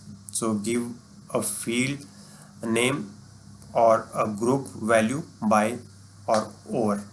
Okay, so these are the components. So we have talked about the search pipeline, where the data is reside on the indexes, and searches head fetches the data to keep it internal table, to be keep into the internal table, sorry, not internal, intermediate table. Now again we uh, uh, filter the data, and that result will keep it intermediate table, and then finally will show the data or in what format you want. So that this will give you a crisp or insight from your data through the search pipeline. So in the pipeline, if you want to make your search readable, so you can use shift enter to go to next line and use a pipe, or you can go to Splunk editor, SPL editor, and change the settings whatever you want from here. So next we have talked about the uh, coloring of commands or functions. So functions are always in blue color. The no, sorry, the commands always in blue color. Functions are in purple. So if you have any clauses, it will come in orange. Then apart from that, everything will be in black. Okay, just keep in mind. And also there was one more thing. If you uh, uh, putting a command, using a command function, so it will come in green. Span command or argument. So there is difference between command argument and function argument. Okay, so please make sure you got the difference between them. Okay, so you can play around with the coloring options as well from SPL editor. So if you had to go to you have to go to themes and choose. By default it will come light theme. Now you can remove a theme or put a dark theme. So I am applying dark theme. Dark theme will not come by default. By default is light theme. Okay, so I have talked about creating table. You can use a table. You can create table in your from your events and play around with the table.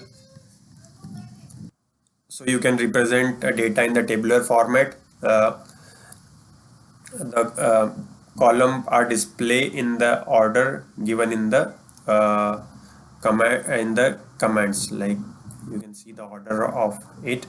So this header fields header is always a field name, and this is event. One event represent the value of your field. So here you can see the value of a field. Next we talked about renaming field. You can rename field to whatever meaningful information you want, meaningful name.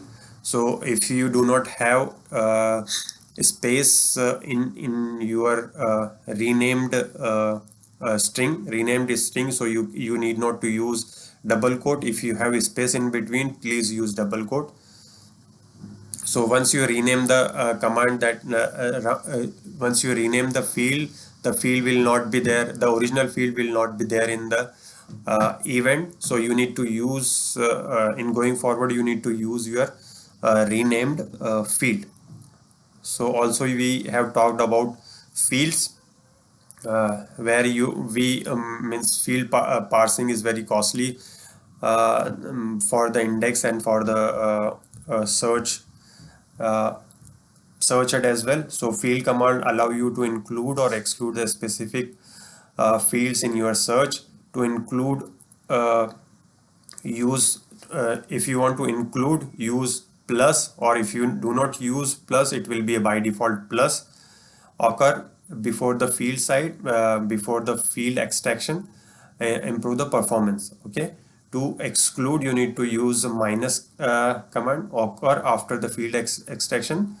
No performance benefit. Include field used in the search to make the table display easier to read. So there will be, if you do minus, there won't be a performance benefit. So next we have given a live example that how if you are using a field if you are using a field command, how it is improving the performance. That search time will decrease. Okay, we have talked about a dedupe command, where if you want to remove the duplicate value from the data, you can use it.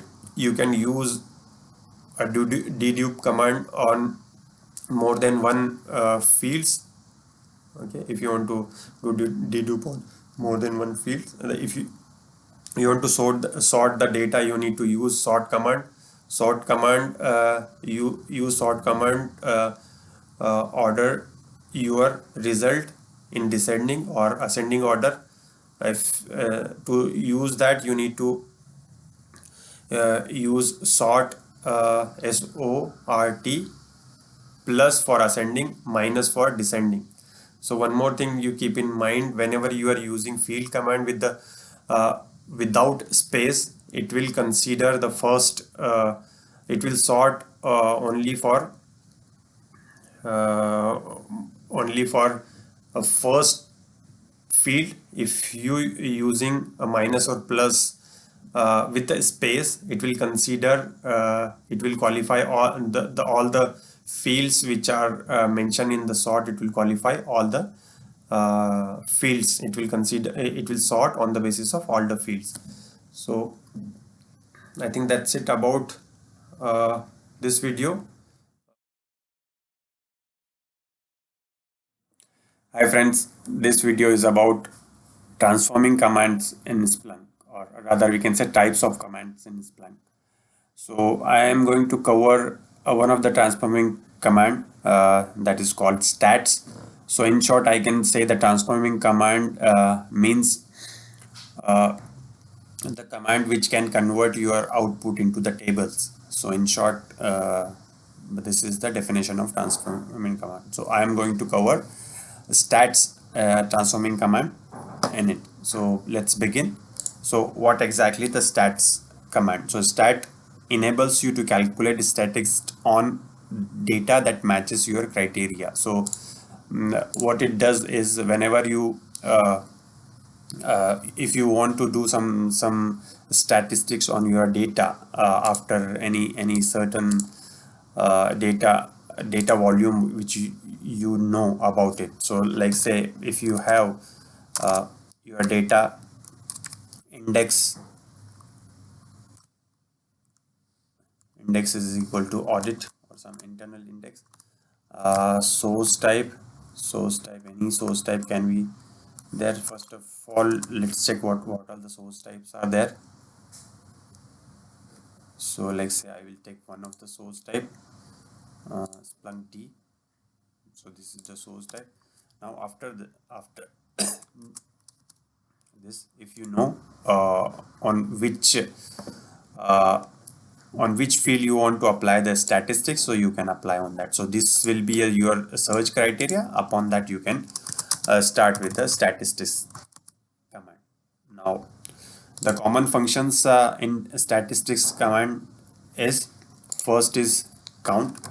So this is one of the function, count. So what it does is it returns the number of events that matches the search criteria. So in this it will return uh, the count value. The second one is distinct count, or rather we say DC. So that returns a count of unique value on the given for a given field. Okay. So how to use it, I will tell you in few minutes. The next function is sum, return a sum of numerical value. Then again average, AVG, return an average of numerical value. Similarly max, max, so it will return a max value from all values for the fields. Also min. So and also it has list, so it will list out list function, so it will list out all the values of a given field. Okay. Values is also one of the functions, so list out the unique values on a given field. So difference between list and value is the list will give you all the values for a given field. However, the value lists the unique value of a given field. So let's go one by one to these functions. So first, let's say I am going to run stats count. I want to know how many events are there for this particular search criteria. The search criteria can be anything, so I am going to run count stats. So let's see what value it gives.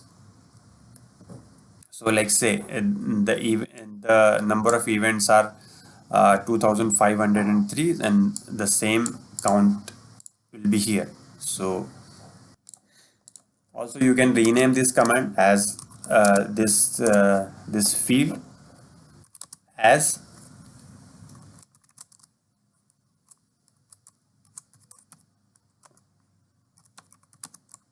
number of events.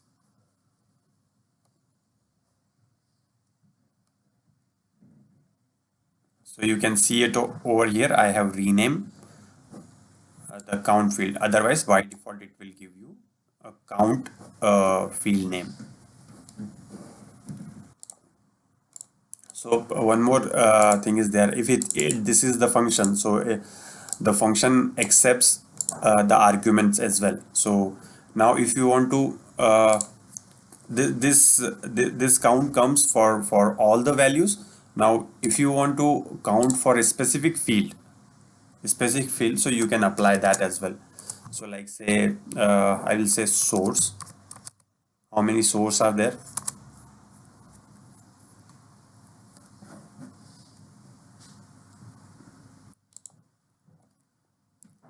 So these many sources are there in the, let's see, source field itself is there or no. Let's So you can see how many number of events are there where the source is present. So these many number of events are there.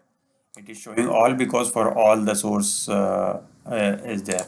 Like say I will put one of the field where group is one of the field, I suppose. So see, for these many number of events, the group fields is there. So it will give you the total count of it. Now, if you want to compare with the actual field, you can give it count, total count as total count. So it will give you the number of event which has group field and the total count. If you want to do some calculation over it without group or how many number of events are there, so you can do it with eval uh, remaining one. So you have to do total minus count, so it will give you remaining one. Okay, this is the additional one. You can leave for now. So next one, uh, you can group by these events as well. If you want to group by event, like say number of count by source.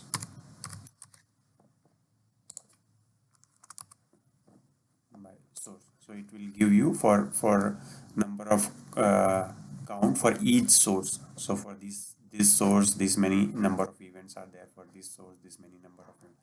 So sum of it will be equal to your exact events.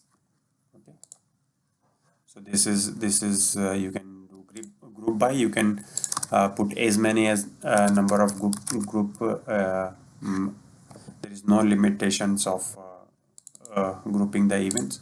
So source type host, you can put like this. So see, for this combination, the events are these many. This combination of events are these many. There is no difference. That's why it's not showing any difference over here, because there is only single source type and one host name is there. So it is showing similar value over there. Okay. You can use comma in between or without comma as well for this. So it will give you similar value. While using a stat command, please use a time range uh, very careful, because as I mentioned in earlier videos that that time is very crucial parameter for any searches. So lesser you give the time, it will produce a faster result. Okay. So next function is distinct count. You can use in two ways. One is distinct underscore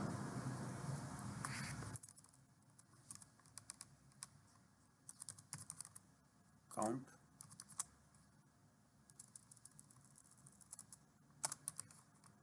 and another one is DC. The short form of it is DC count. So I want uh, the unique count for source. So source, so it should give only the unique count of it. There are five sources are there, so it will give you a count of that. The result should be 5. It's taking a bit longer.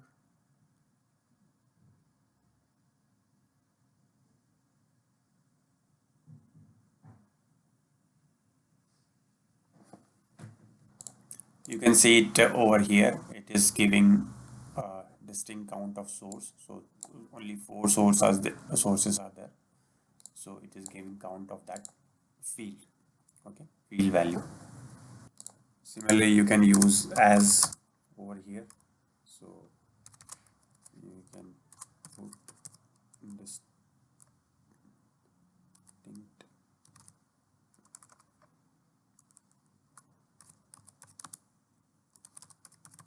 count of source.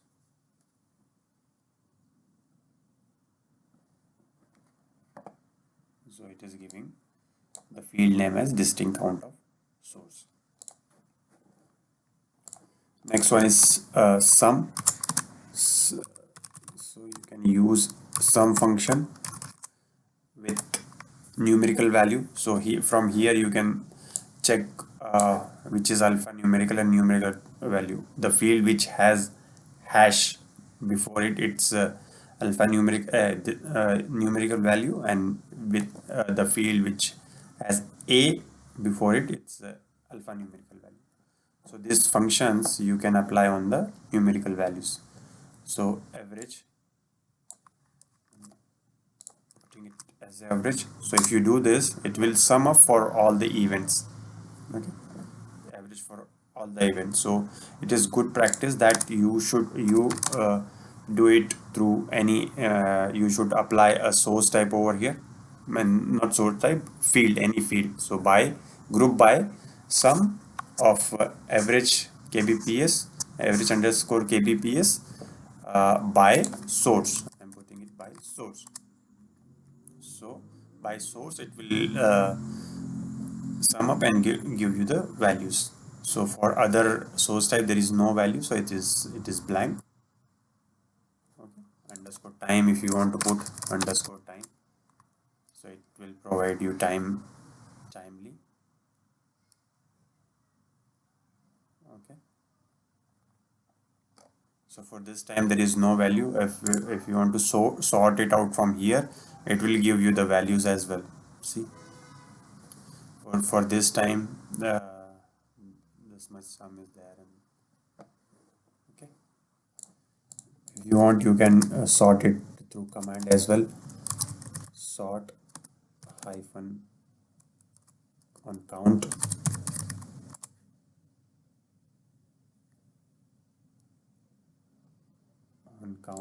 or count field is not there, so it won't apply over there. So on time you can say on underscore time.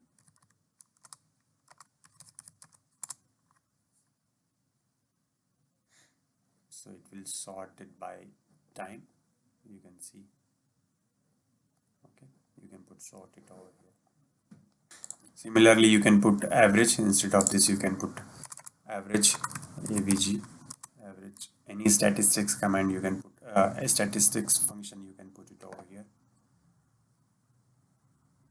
So it will give you the average of this field. Now similarly, average, you can use min to get the minimum value for that field. Similarly, you can do the max, so get the maximum value of it, maximum value for that time period, as you have given sort command. So no, group by source. For this source, this particular time, the maximum value is this much. Okay, so next one is list command. So here you can provide a list of source.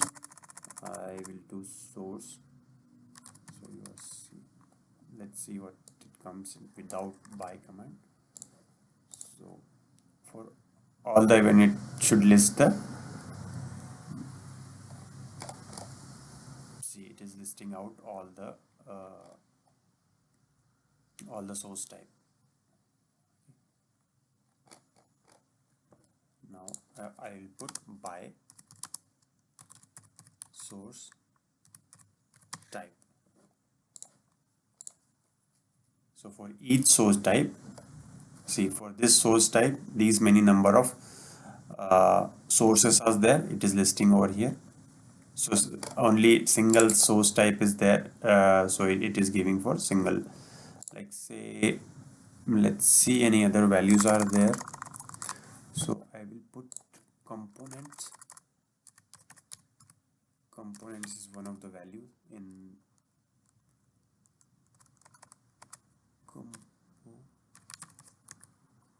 components by source.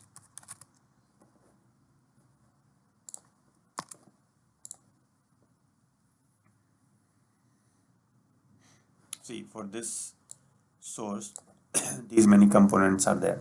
So these are not the unique value. All the value will come in. So if you want to do save as, so list or any list of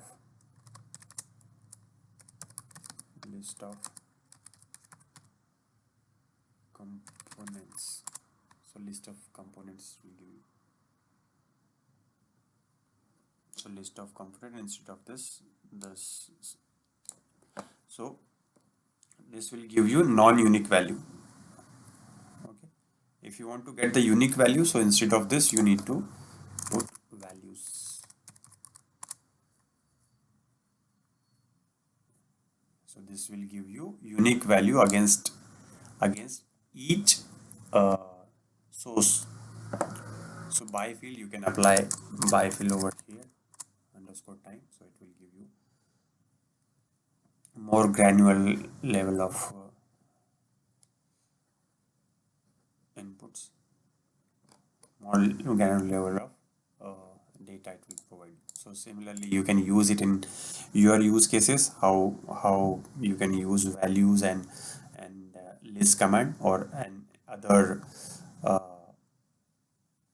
other statistics functions. So you can use it as per your use case. So this is very simple. Not much complex things are there. So as you know, stats command will give you table format. Like see, if I'll run the sum of this field by source and time.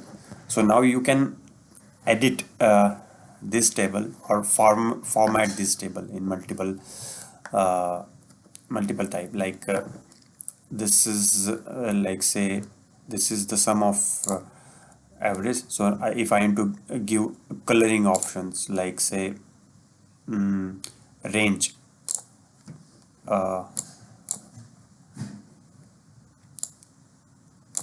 see if from 0 to 30, if data is there, the color will be blue. Like you can see it over here. It's the color of it is blue. Now you can change it by your own, like minimum to 5 it will be this, then 5 to 7 it will this much, 7 to 10 it will be this, and 10 to 100, for example, I'm keeping it, and maximum is red. So similarly you can put it over here. You can make it short and you can see the coloring, the change in color, you can see it over here.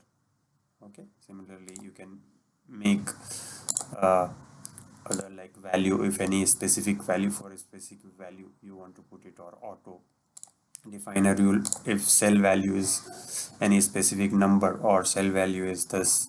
Like say I skip it here, make it here. Now value, define a rule if cell value is this, the color will be this. Add another one, if cell value is something else, if cell value is this. I'll put some other color, add another color. So this is giving another color. So this is how you can play around with the color coding as well. And the next one is number formatting. You can do a number formatting. Currently it's disabled. I am making it enable, not here, because this is not number. So make sure the number formatting you're putting for numerical value.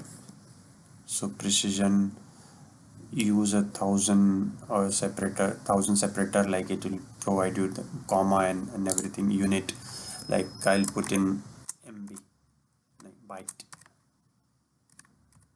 bytes. So if you position of it, if you want to put it before or after, bytes. So bytes, it has come by byte after the numerical value. If you put it before, it will come before bytes and this. So similarly, you can put anything, whichever you want. If this is like any we are calculating in price or something, you can put dollar. So here it will come it as a dollar, and now if you put pound, it will come it as a pound. So similarly, you can put anything over here. So that's it for the video. So hope you liked it. To my channel, hope you are all doing good. So the next topic will be creating reports and dashboards. So in this video, I'll be covering creating reports and working with reports. So what exactly report is? So let's go to the definition of reports. So reports are the saved search. So whenever you are creating any saved search, so it is nothing but a reports. So report can show events. You can show raw events, or statistics, or table, or any visualization, chart, bar, pie chart, or any other kind of visualization. You can do it through report. Running a report return fresh result each time when you run the report. So this is the one of the feature of report, that it will not run the past data. It will run every time. It will run the fresh data. It won't get the cached data or something until or unless you have used a specific date and time range over there, but it always give you the fresh data. So statics and visualization allow you to drill down by the default to see underlying events. So whenever you create any report, so if you are clicking on any of the parameters, so it will drill down to that particular event. Okay, we'll see it in our practical session. So the next one is report can be shared and added to dashboard. That means you can share the report. You can keep it private. If it's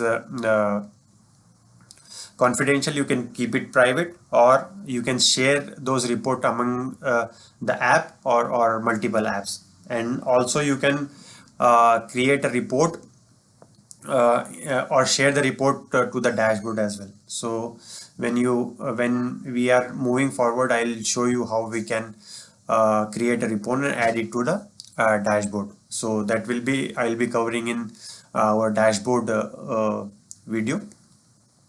So there are few things we need to take care about when you are creating reports. So one is naming convention. So naming convention, it's good to have a smart naming convention. Before you begin using Splunk on the job, define a naming convention so you can always find your reports and tell them apart. So generally when you create a report, there are thousands of reports in your environment maybe. So to uniquely identify it should have some naming convention that to follow, so that it's very easy to understand what all reports are created, and through naming convention you can get it is for which what object it is, for which group it is, or what is the description of it. Okay, so the ideal naming convention will be, what can you do is, first, here you won't create a report, just I'm saying how can you give the name of it. This is not the search language, this one underscore this in bracket. So first will should be your group name, second should be your object, and third will be description.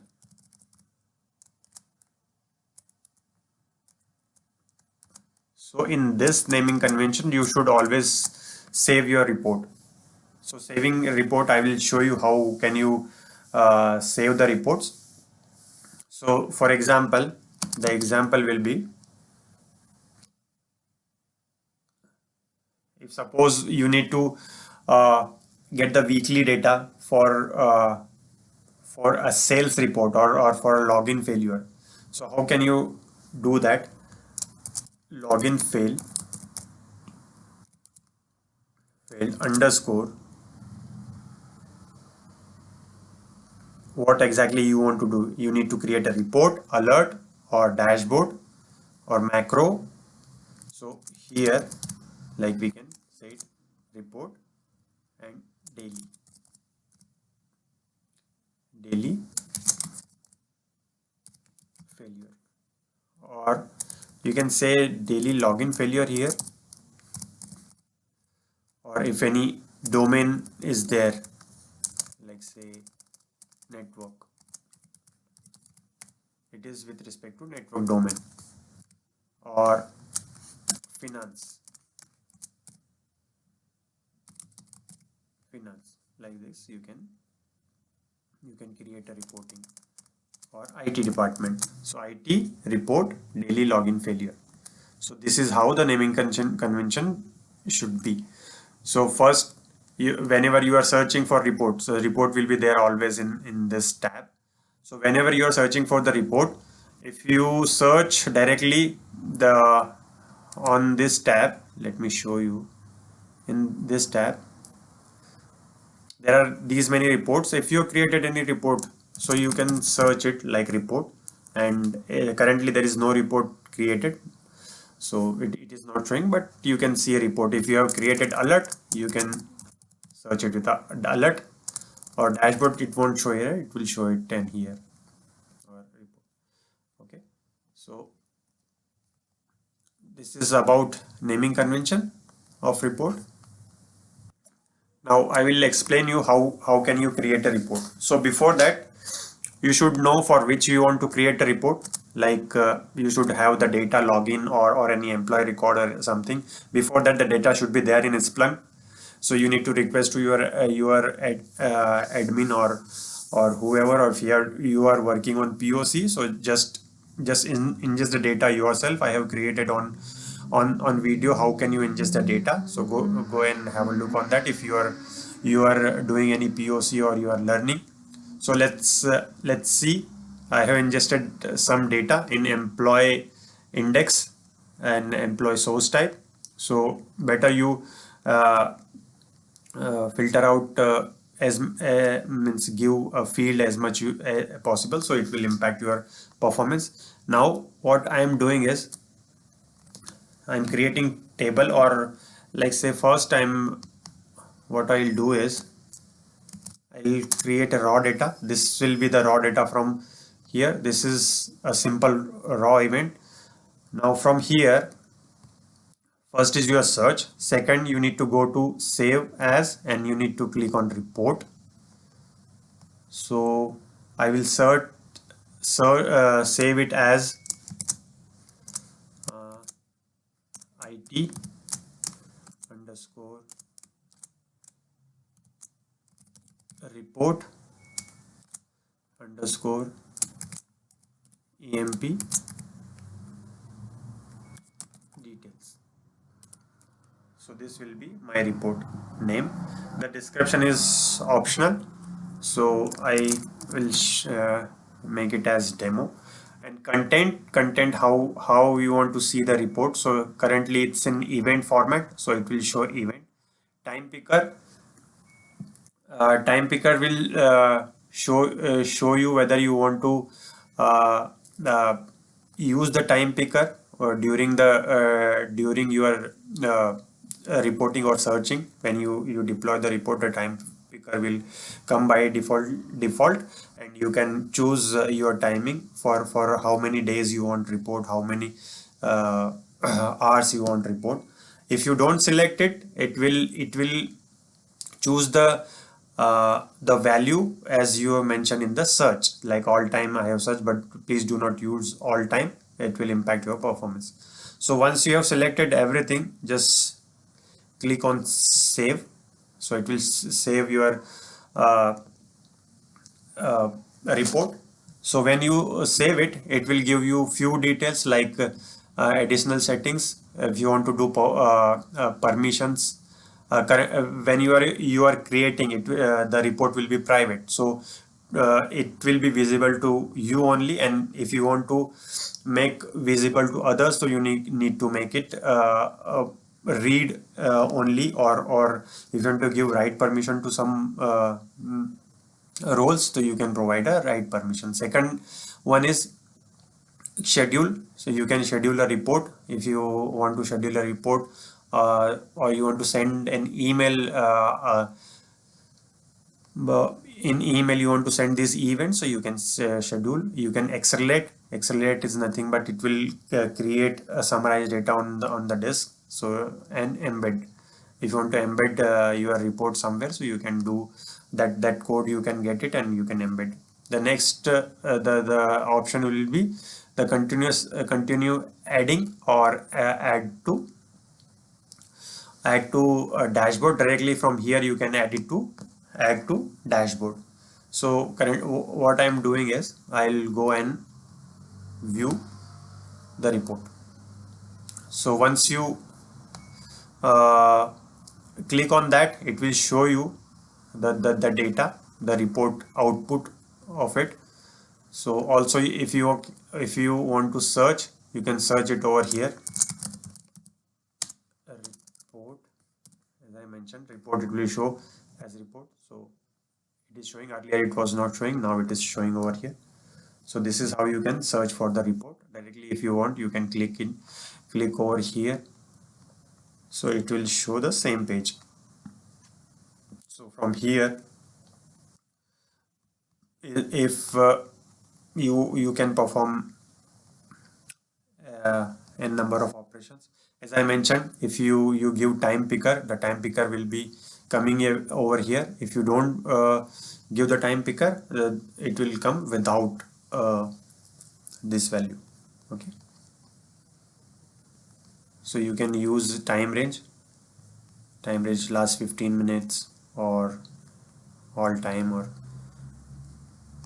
so this is how you can create a report.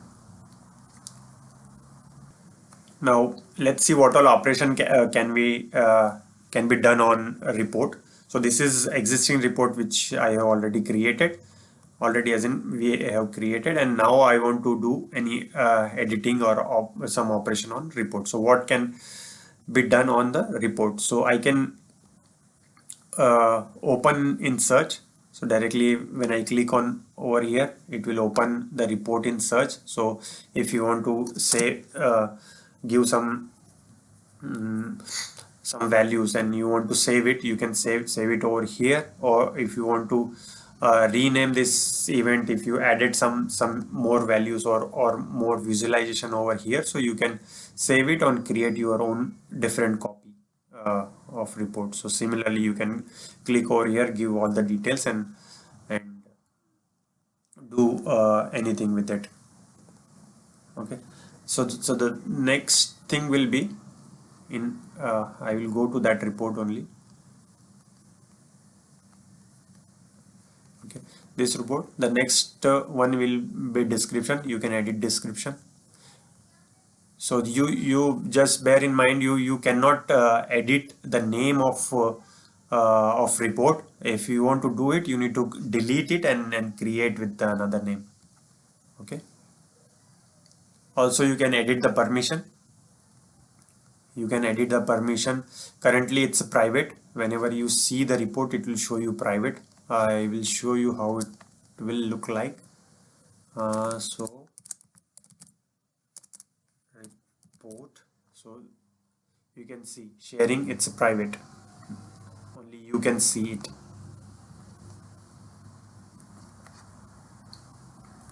Okay, now you can uh, make it public. You can share it between the users or to only this app. Okay, just you need to create, you need to change the permission. If you want to share between all the uh, application, you can do that as well. So as per your requirement, you just you can change the permissions. Next one, you can schedule. If you want to schedule it from here. Use all the parameters whatever you want. You can schedule it as per your requirement, and all the other details are there. Actions, whatever actions you want to perform, you can do that. Scheduling is one part. Next one is acceleration. So you can accelerate the report, but before that you need to schedule it. If you do not schedule it, it won't accelerate. Accelerate means what it does is it will summarize the data and put the copy of that summarized data, put it on the file, not in the index. Okay, not in the main index. You can clone it, you can get the embed value, and you can delete it. Okay, these all operation can be done on the report.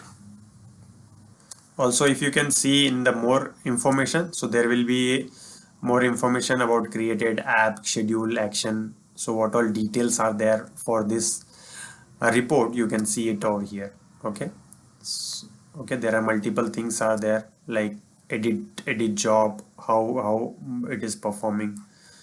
If it is long running, you can pause it, you can stop it, you can reload it, you can share it, print it, and you can download the report. Okay, these are operations you can perform it.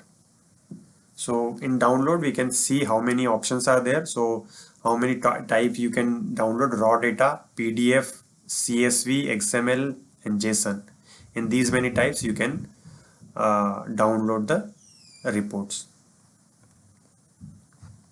Name is optional, and how many records you want to.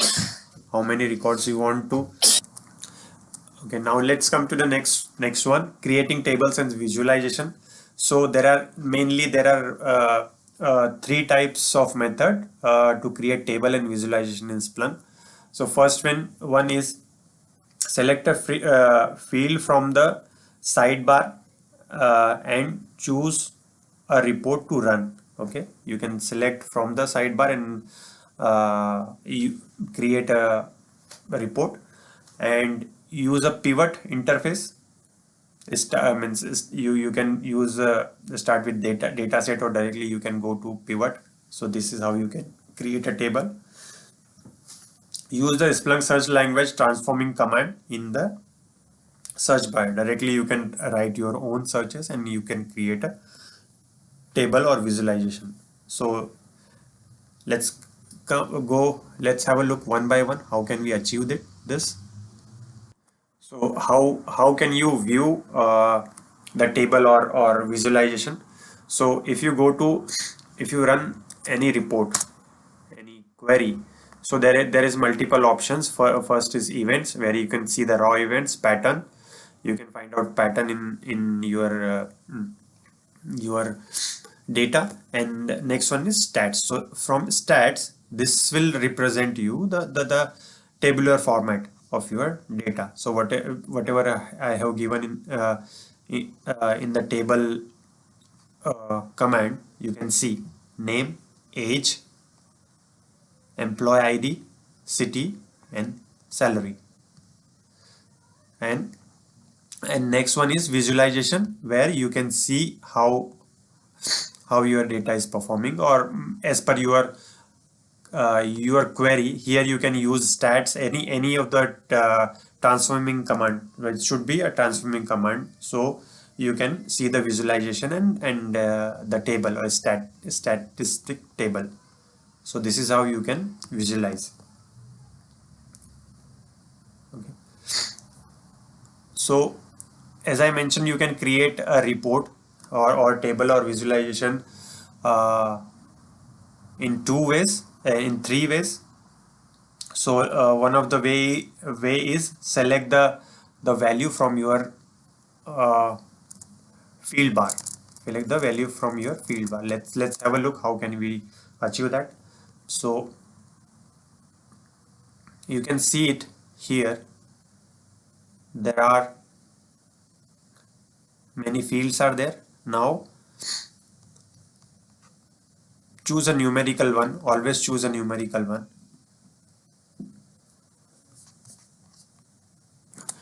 Now in my data, I can see a numerical value. So when you click on numerical value, it will show you some mathematical functions: average over time, max value over time, minimum value over time, top values by time, rare, event with these fields. Okay, so what you can do is directly click over here. So once you click it, it will give you the details. Currently only age, okay, time chart age, only this much age is there, that's why it is showing. Okay, I have selected the average, so it will show you only average, because there is average is coming like similar. Let's see for some other value, or average over time. I think for my data I have ingested at the same time, so ingestion time is taking. So it will give you this data only, like for this time, because it's average on time. So for this particular time, all the events has happened.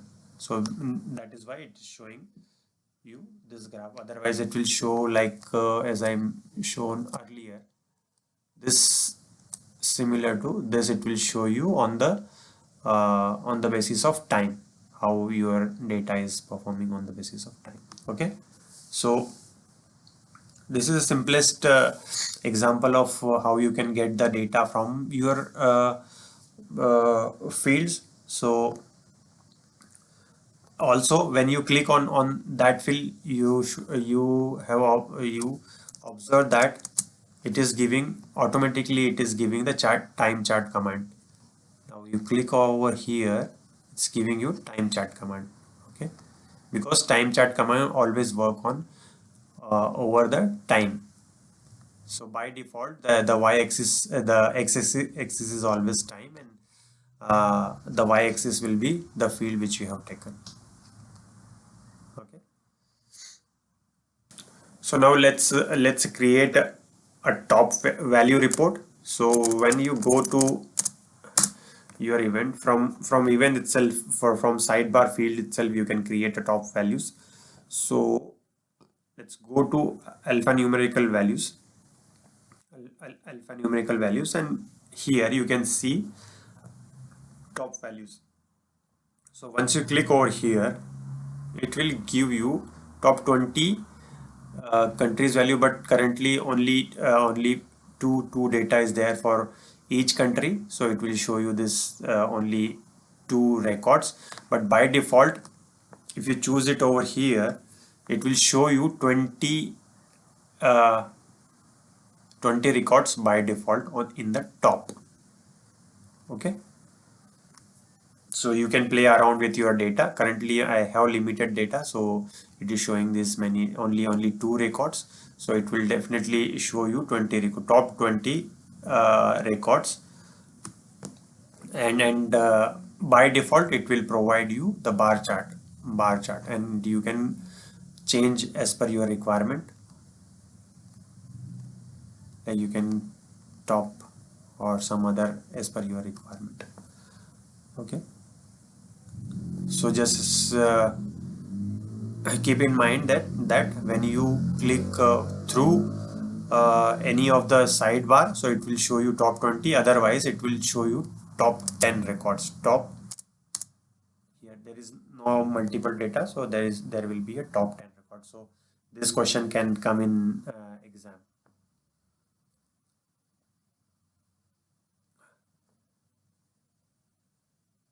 So as you have seen, you can change the chart. You can change the format as well. There are multiple formats are there.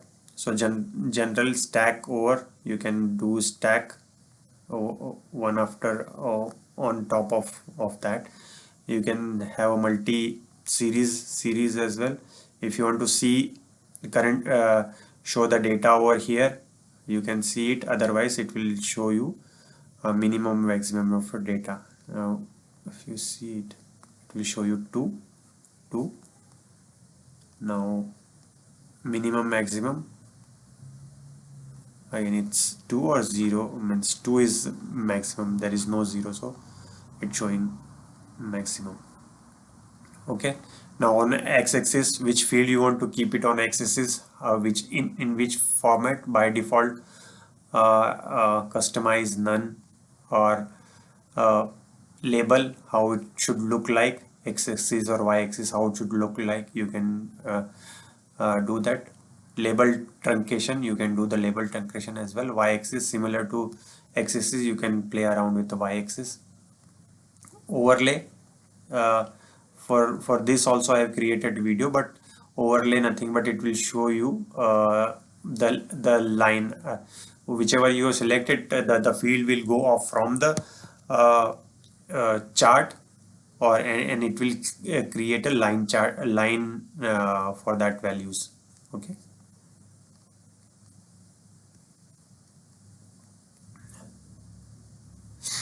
Okay, these all the things I have already explained in my previous video, so please have a look on that. So this is how you can play around with your reports, and you, after doing this, finally you can go here and use it, save it as a report, as I mentioned earlier. There is one more thing. When you switch to statistics, there is a term called data overlay, field overlay.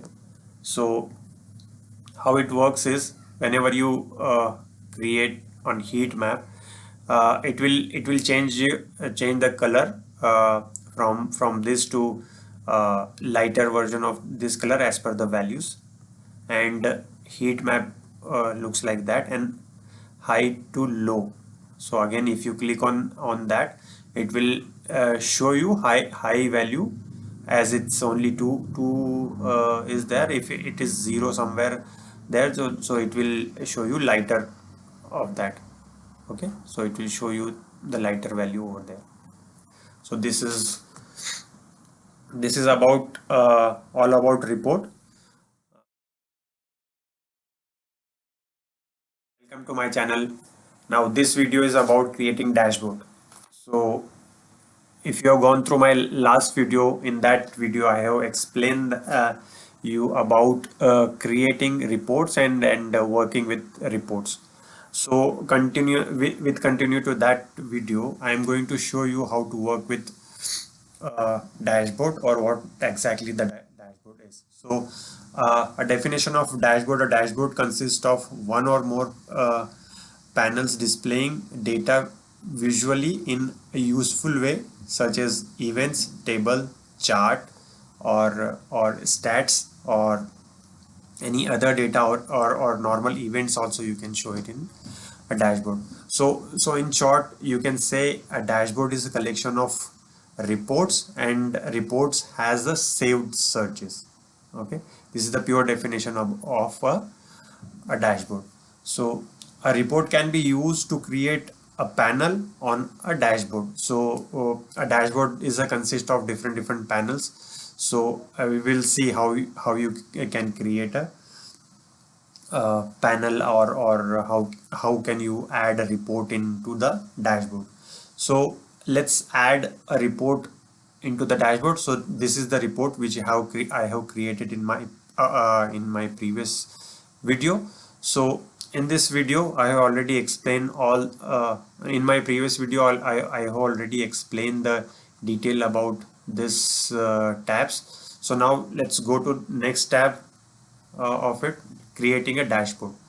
Add to a dashboard directly, you can create it, add a report from here to the dashboard. So if you have a new dashboard, so give the detail about it, demo dashboard.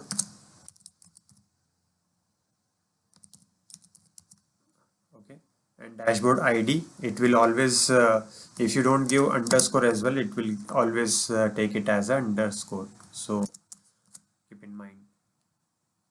So and then the description is optional.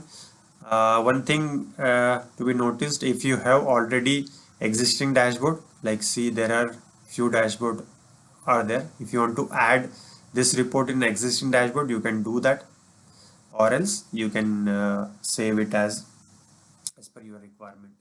So by default, the dashboard permission is private. You can make it public to share to the application, or within a application to multiple user, or between the apps you can share your dashboard, as it's the permission is works similar to any of the report. So if you have panel name in mind, so you can uh, use that panel, or if you want to give a panel name, you can give it. I will give a panel name as employee record. Okay, so I'm not using inline search, I am using as a report.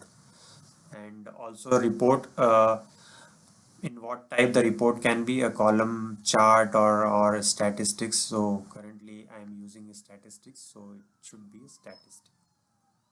So for now, drill down, it's no. I'll show you how can we drill down to a particular event, or to the drill down from your events. Okay, so click on save. So once you click on save, uh, it will show you the dashboard has been created, and you may now view the dashboard. Now once you click over here, it will show you the actual dashboard which you have created from your report. So currently it's only single dashboard, so you can create a multiple dashboard. This is only single panel which says that it's employee record.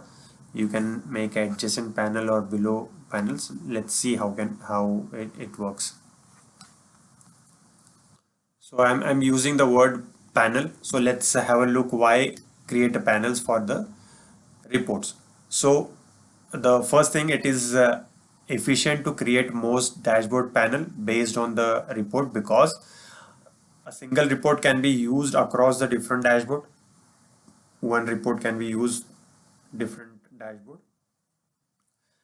This links the report definition to the dashboard. So it will link the report definition to the dashboard. Any changes to the underlying report affect every dashboard panel that utilize that report. So it's nothing but a calling a function. So whenever you are using that panel, this panel, anywhere you can use this panel. Uh, this panel can have multiple reports or a single report. So you can use this panel in other report as well, other dashboard as well. So this is beneficial for reusing your reports in multiple dashboards. So let's play around with the dashboard. So first I will show you how can you edit the panel. So once you have saved your dashboard, so dashboard will look like this.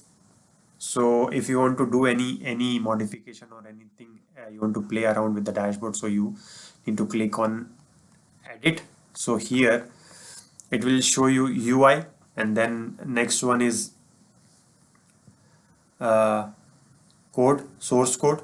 So if you are good at uh, XML format, so you can create a dashboard in backend as well. So there are many things you can only create in backend. So you should have a little bit understanding of it. So and the panel which I am calling about, this is the panel. So you can drag and drop if you have multiple panels over there. Let me add one more panel. So let's and second will add panel. So I will add one panel like column chart, and again I will give it employee record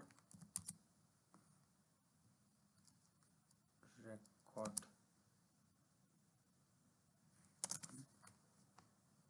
and I need to give a query.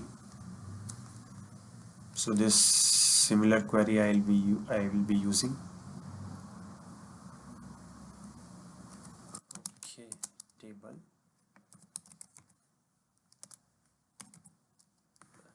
name. I will use the same query over there. Okay, time picker. I have not used global time picker, so let's have a look on that as well. So if I will do that, I will click on OK. It will look like this, and this is what I was talking about, that you can drag and drop over here. Okay.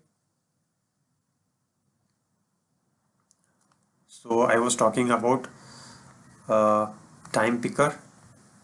So if you have add time picker, so now in inline query you can see the time picker. So whenever you change the time, this report will get changed. So in this, how to do that, it's a different way of doing it. So I'll show you in my upcoming video how can you change uh, the report time picker value over there. Okay,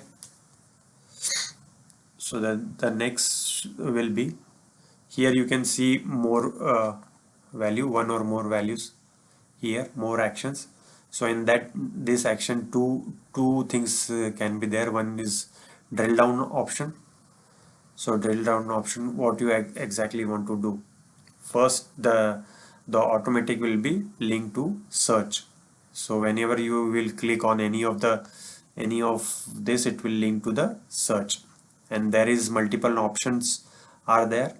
No actions, link to the dashboard, link to report, link to URL, manage token on this dashboard. So these are the multiple of options are there. This will come in advanced version, but for now you need to understand that these many options are there. Okay, and once you click over here, you need to apply it. So the next option on this is uh, release is nothing but nothing but it will show you different values for different form, because this again it will be the advanced one, so I am not showing you over here. So once you save it with this option, drill down option, once you save it, now if I click over here, it will redirect you to city equal to Pune. If you can see it, it is showing me should city equal to Pune and the name equal to whatever the things will be there, it will show you. Like I have clicked over here, so it will show you name equal to this, and then name equal to Kabir, and city equal to Pune. Like see, I clicked over here, it is drilling down me to that particular event. So similarly, or also time range, it will pick the same time range which is present over there. Okay, so this is about drill down and its visualization. So next can be if I go to that dashboard, if we if I do not have permission to edit this dashboard, what you can do is I can go and clone the dashboard. If I want to change mm, clone itself or temp and I will clone it. So you can see it over here, it's clone and then all the things will be, and you can change as per your requirement. The search can be changed when you click over here on the filter. You can do all other operations as well. You want to select the visualization, you can select the visualization under the panel. See, you can see the visualization formatting. You can change the formatting as you have done on the reports. All the formatting can be done here. Here everything can be done which you have performed with the report. So it's treated as a single reports, and the combination of it, the combination of it or when you club together these reports, it will form it as a dashboard. Okay. So if you want to if you have done any changes, it will show highlight you the save uh, panel, save option. Otherwise it won't to show anything, just you cancel it and you move ahead. Now next one in this is what you can do is edit, export and print. You can export your dashboard to PDF, and if you want to send this PDF to your customer or anyone, you can send it. So this is how it will look like in the PDF format when you download it. Okay, this is very useful feature when you want to, because the dashboard, there is limitation of dashboard, you cannot send this dashboard as an email. So the best way, you just download as a PDF, and this PDF can be sent as a in the email. Okay, so one more main thing about good thing about dashboards are, you can set this dashboard as a home page dashboard. So you can choose it over here. From here you can choose it. I can select the dashboard which I have created.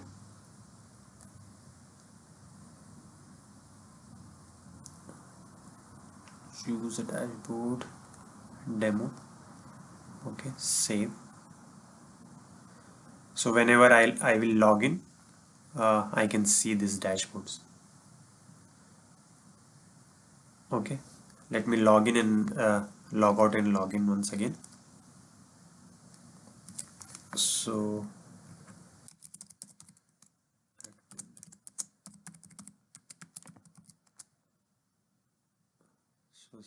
when I'm logging in, it will show me the same dashboard which I have created.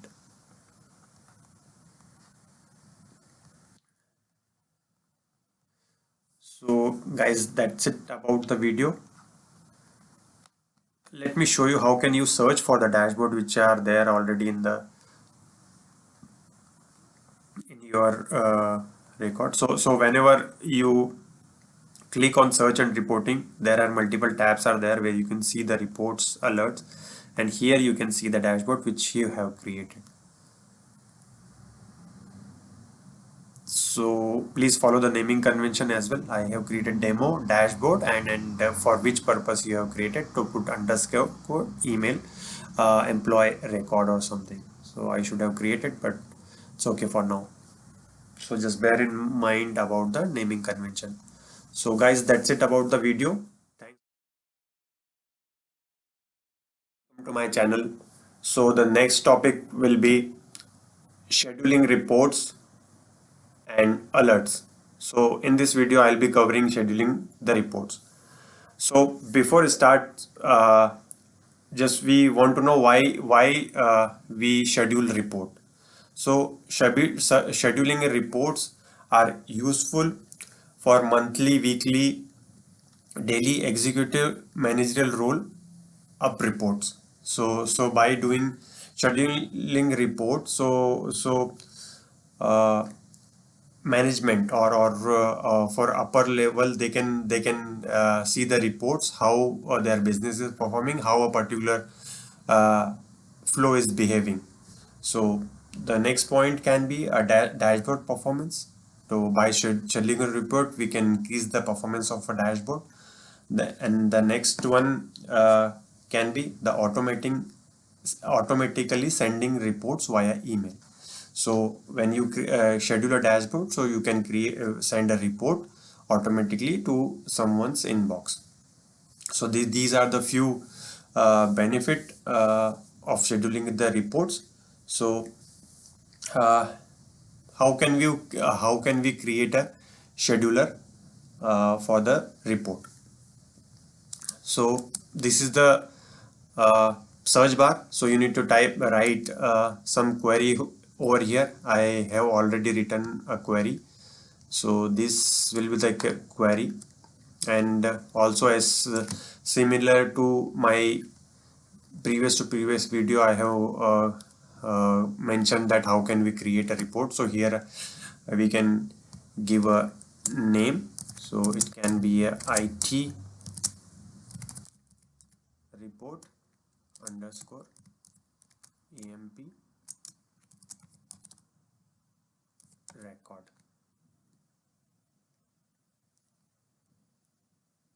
EMP recorder. Here I am putting this can be the description can be demo.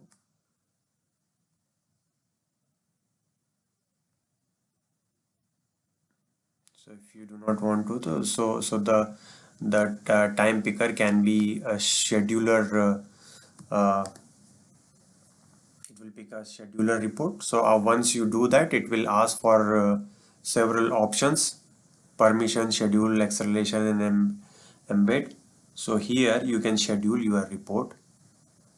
Like click over here. Once you do that, you need to click whether you want to schedule. Yes.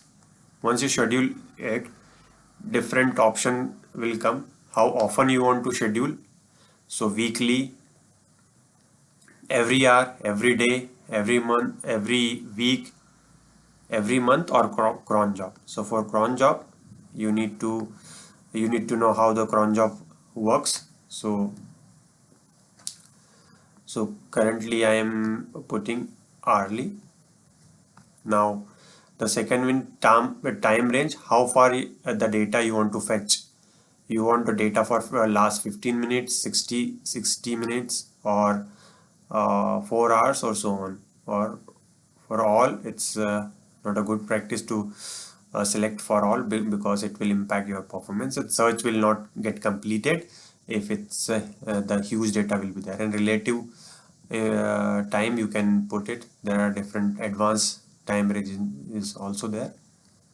So this is how you can select the time range. So I will select the time range as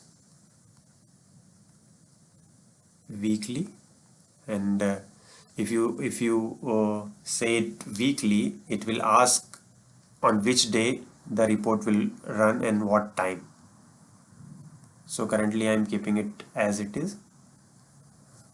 Okay.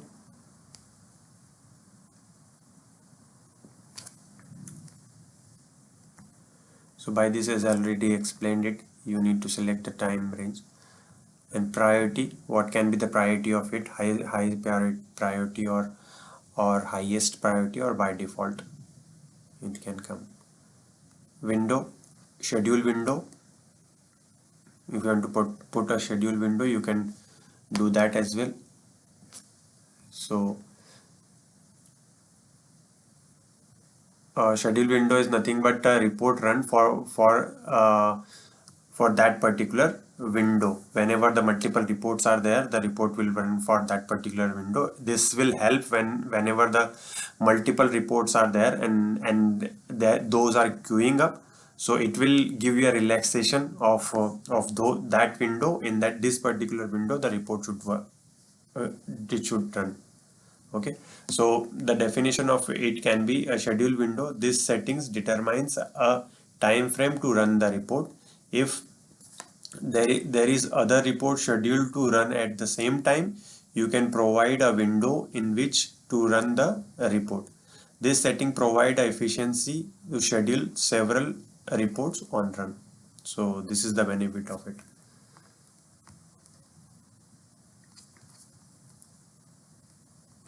So once you select all these options, once you checked all these options, there is also have option of triggering an alert.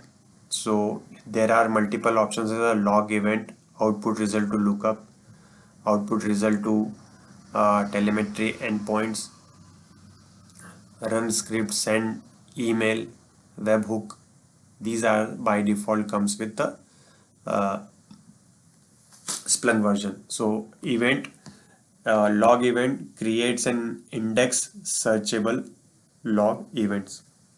So if you want to put the event of that in the index, so you can do that. Output result to Outlook, send result to result of search to CSV lookup files. So through that you can do that. Output result to telemetry endpoints, send usage metrics back to Splunk if your company has opted in the program. So you can send the output to Splunk back. Okay, run a script. You can run a script over here, send any email and webhook. You can send through webhook, you can send data to URL, send data to URL through that. Now we are going to choose option of sending email. So through that you can send an email. Here you need to give email address. So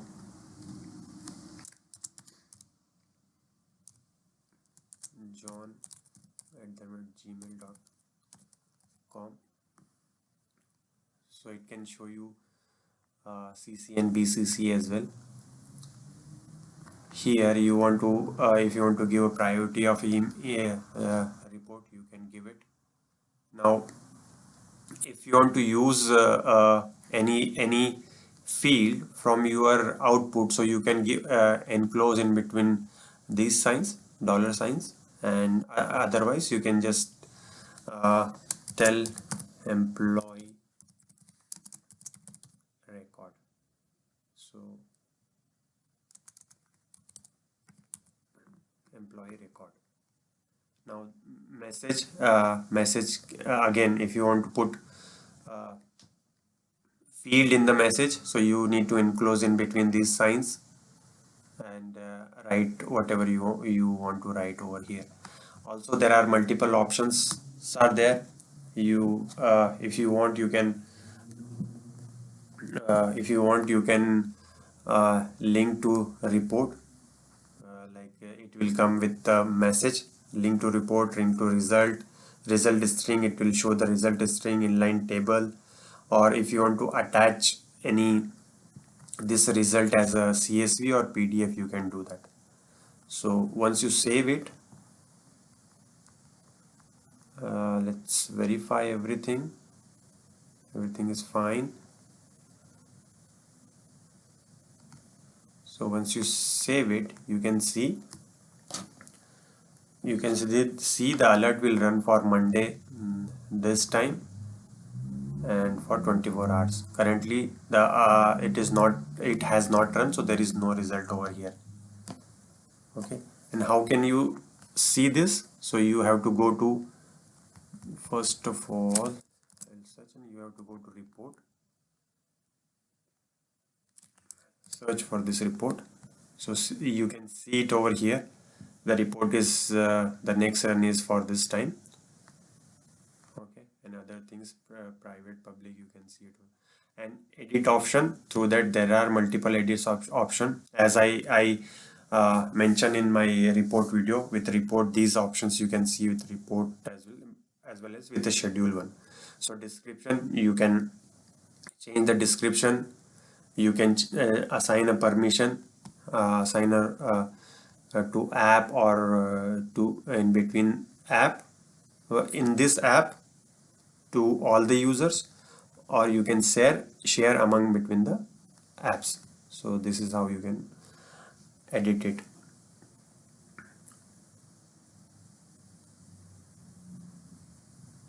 So there are few more options are there: accelerate and cloning this report, or embed. Once you click on embed, it will show you how this directly you can embed in any of the things, or HTML based. These are HTML based. You can copy and uh, use it anywhere. Okay, so this is all about scheduling report. So once you schedule it, it will run for this time, and you will get the email notification in your mailbox. Whatever options you have chosen, if you have chosen the report should go in CSV format or PDF format, it will you will get the report in that particular format. So that's it for now.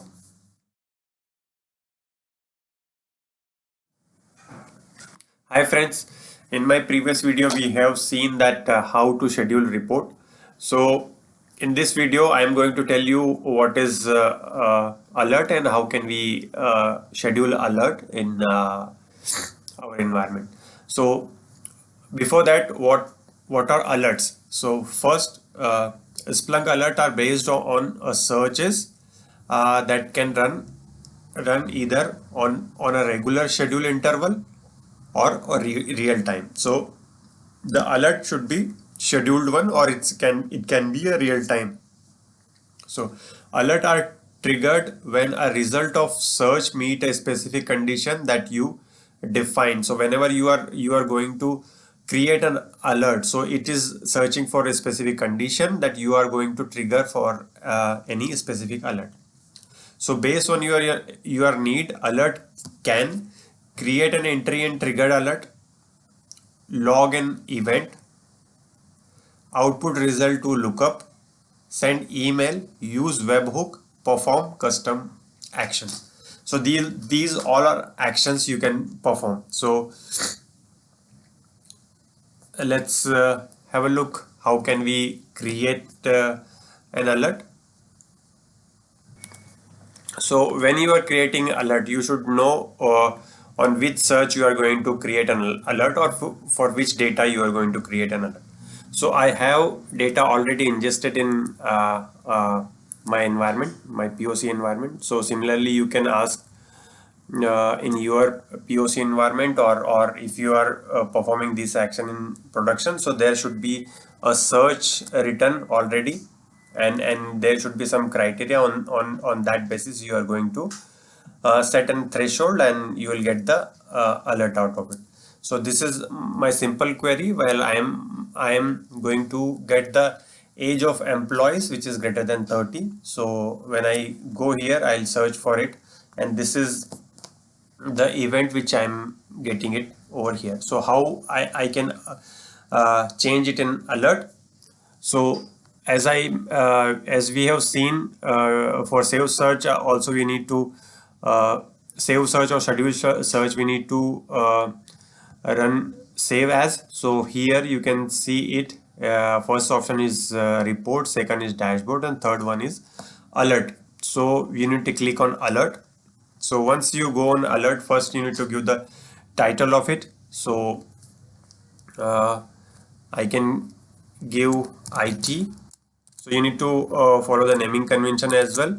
Alert and age greater 30. Greater than 30. So description, I am putting it demo. You can put as per your requirement. So the description should be there. Or then the next part, the permission.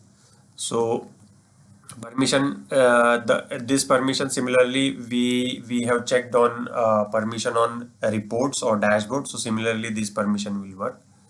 So if you keep it private, the alert or the search behind the alert, only you can see it, nobody else can see it. By default it's private, and you can search to you can share it through app as well. So now if you want to schedule it, so this is what we are talking about. It can be alert, can be scheduled or real time. So if you want to schedule it, you can schedule it for uh, any specific time. If it's a real time, the alert will be running real time, and you need to specify the expiry date. If the alert, if it's running for a long time, it will expire in this specific time. So by default it comes as a schedule, and whatever schedule you want to provide, you can provide the schedule over here. How often it checks the employee data, so daily, hourly, weekly, monthly, or any specific cron job, or a specific certain time you want to schedule it, so you can schedule it. So I am selecting it hourly basis. So before that, just we can see the difference between alert type like schedule and real time. The schedule alerts search run at a definite interval and evaluate trigger condition when the search completes. Okay, and the real time one is the real time alert search run constantly in the background. It will run constantly in the background. Second one, evaluate trigger condition within a window of a time based on the condition you define. So it will check for within a window. This window, it will check whatever time you have defined. In that window it will check for the data. Okay, whatever time you have defined. So this is the difference between type. uh, Now schedule setting, as I already mentioned, these many number of schedule settings are there, so you can define whatever you want as per your need. Now there are certain schedule condition, trigger condition. So there are a number of trigger condition when, like when the alert will get triggered. Okay, the number of result, as you can see, you have already given a query that meeting your condition. If there is any event or such event is coming, trigger this alert. Number of host, if number of host are greater than or less than something, so you can trigger an alert.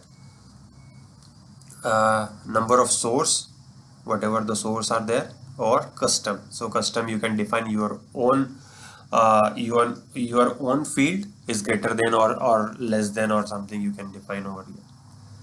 So like say if you define a number of results, so here you can apply a condition that is greater than, is less than, is equal to, is not equal to, drop by or rise by.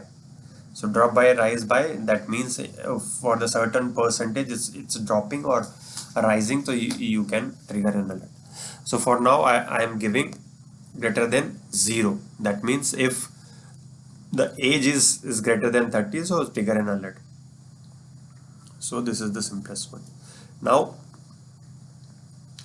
trigger an alert once or for each result. Suppose in my result there are multiple rows are there or multiple events are there. So whether you want to trigger the alert for only once or for each events, for each event, if you select, if the search query is like here, if you can see, if search query is giving more than one result, so the alert will get triggered for multiple records. So in this condition it won't trigger anything. So I I will create once more alert and age greater 30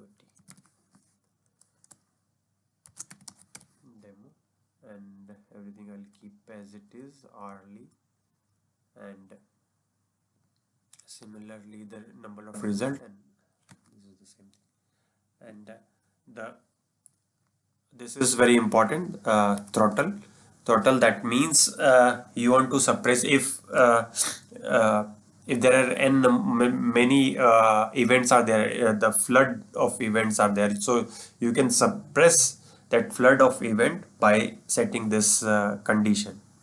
Okay, so suppress the event, similar event coming for 60 second, or if you are running query for every 10 minutes, if you do not want the similar alert for next 60 minutes, so you can define over here. So likewise you can do or day or something, whatever you want to. So suppress a event for certain time. If that time beyond that time, again trigger one more alert and wait for another 60 minute or 60 second. Okay, after this there is main condition. Once all this condition is fulfilled, now you have to trigger an action. So action can be multiple.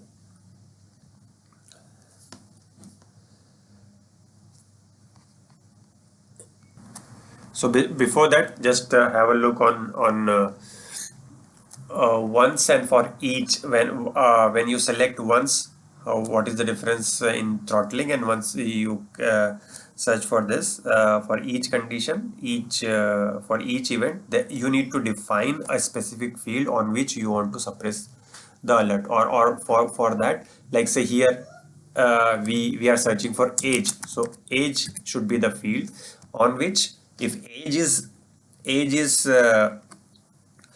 greater than 30, if you are getting those alert continuously, for suppress it for next uh, 60 minute, and then again release a new event. Okay, so I hope this is clear. So the next point is very important, trigger condition.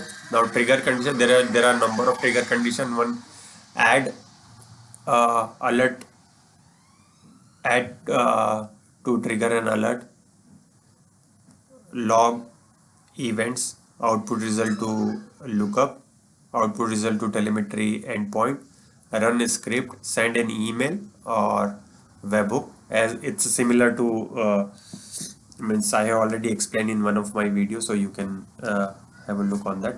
So trigger an alert. So uh, for this tutorial, I am just choosing to send an email. So once you uh, give that, you need to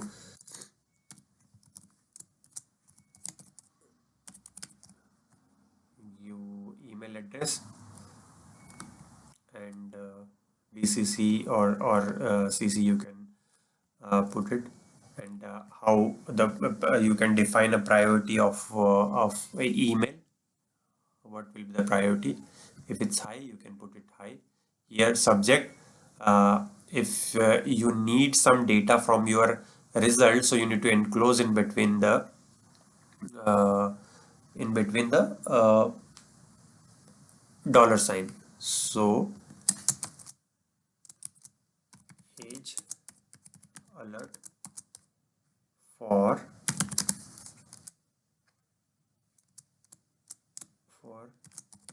employee more employee employee age alert for employee age greater than age. I will say age.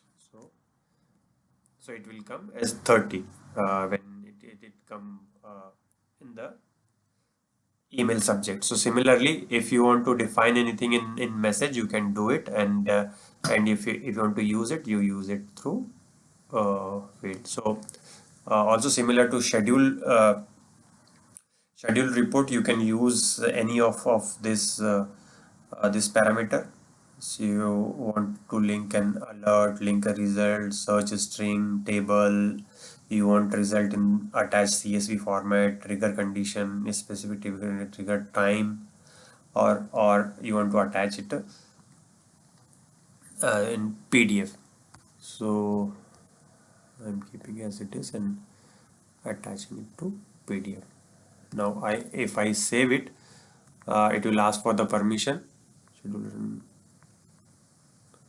Okay, I'm using free trial version, so schedule will not work. Otherwise, it will like in full-fledged version, it will work. So if you want to work around the permission, so you can have a look on permission. If you want to change the permission of this app, currently it's owned by yourself, so nobody can see it. Though the alert condition will get triggered, and if you want to share it in the app, you can do it, or among the apps, you can do it.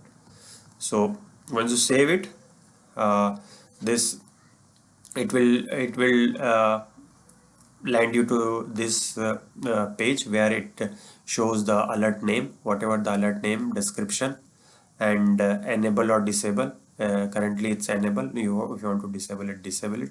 An app, you can specify the app as well. Permission, what permission you have. Modify, last modified, alert type, scheduled, hourly basis. Or if you want to edit it, you can do it. Trigger condition, number of alert, the trigger condition was also, or action. The action here you specified email, or if you specify some other action, it will specify that action as well. If you want to edit the alert, you can go ahead, edit. It's a similar to edit which we have applied on search scheduling or search reporting. So similarly, you can do the editing. Open in search, the similar. If I click on this, it will open in search bar. The search which you have written, it will open there. Now the second one, edit alert. If you want to do some edit, but remember, you will not be able to change the name of it. You have to delete and then again you have to again create new report with another name. Okay, so here you can edit whatever you want apart from name. So again, permission, you can change the permission and disable, and if you want to clone it, you can clone it. So if you want to see alerts, so definitely you can go to alerts and see the alerts which you have created. So here you can do whatever operation I was showing over there, you can do it over here. So severity means if you want to see alerts which is trigger with this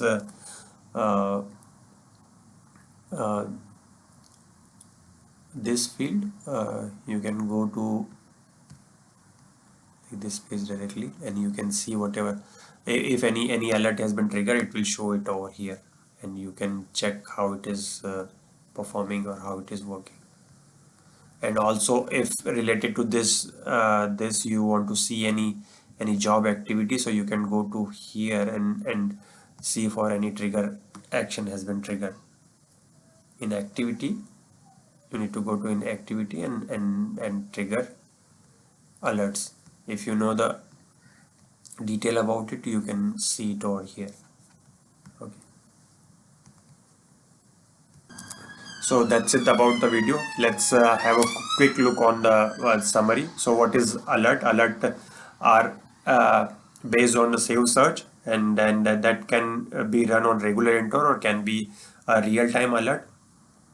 Alert are triggered when the result of search meet a specific condition that you define, And based on your need, alert can be create an entry in triggered alert, log event, output result to lookup file, send email, use web hook, perform a custom action. So we have talked about how can we create alert. So before that you need to know the query on which you need to trigger an alert and alert condition. So you can create similarly the alert you can create, go to save as, and go to save as, and you create an alert and define everything over here and save it. And there are we have talked about the permission, alerts, and how can we schedule it. And we have talked about alert condition, trigger condition, on which condition you can trigger. We have talked about once or for each result how can you trigger an alert, and accordingly you worked on we have seen the throttle value, how can we suppress the unnecessary noise if you do not want it. And there are multiple events and multiple trigger actions are there. So these are the trigger action. So I have chosen email one. So also you can choose a log event where you can give a log event to a specific you need to put a event, and you can ingest the data in the log in the index. So it is by default it's going to uh, index main. Then you can define host or source type or anything you want to, here you can define. So there can be a multiple action in one uh, one alert. So you can define multiple action, like see there are log and as well as send email. So once you finish it, you just save, and you can see this browser, where it is, this browser you can see it, and here all the details about the alert is there, and you can do all the other operations, and you can edit your uh, alert. If you want to see any alert triggered with you, alert which you have created, go to trigger alert, from activity trigger alert, go over here, and you can see uh, you need to select the options, and you can see whatever the alert has been triggered. So this is all about the scheduling alert and creating alerts and editing alerts. So thanks for watching the video, and have a good day.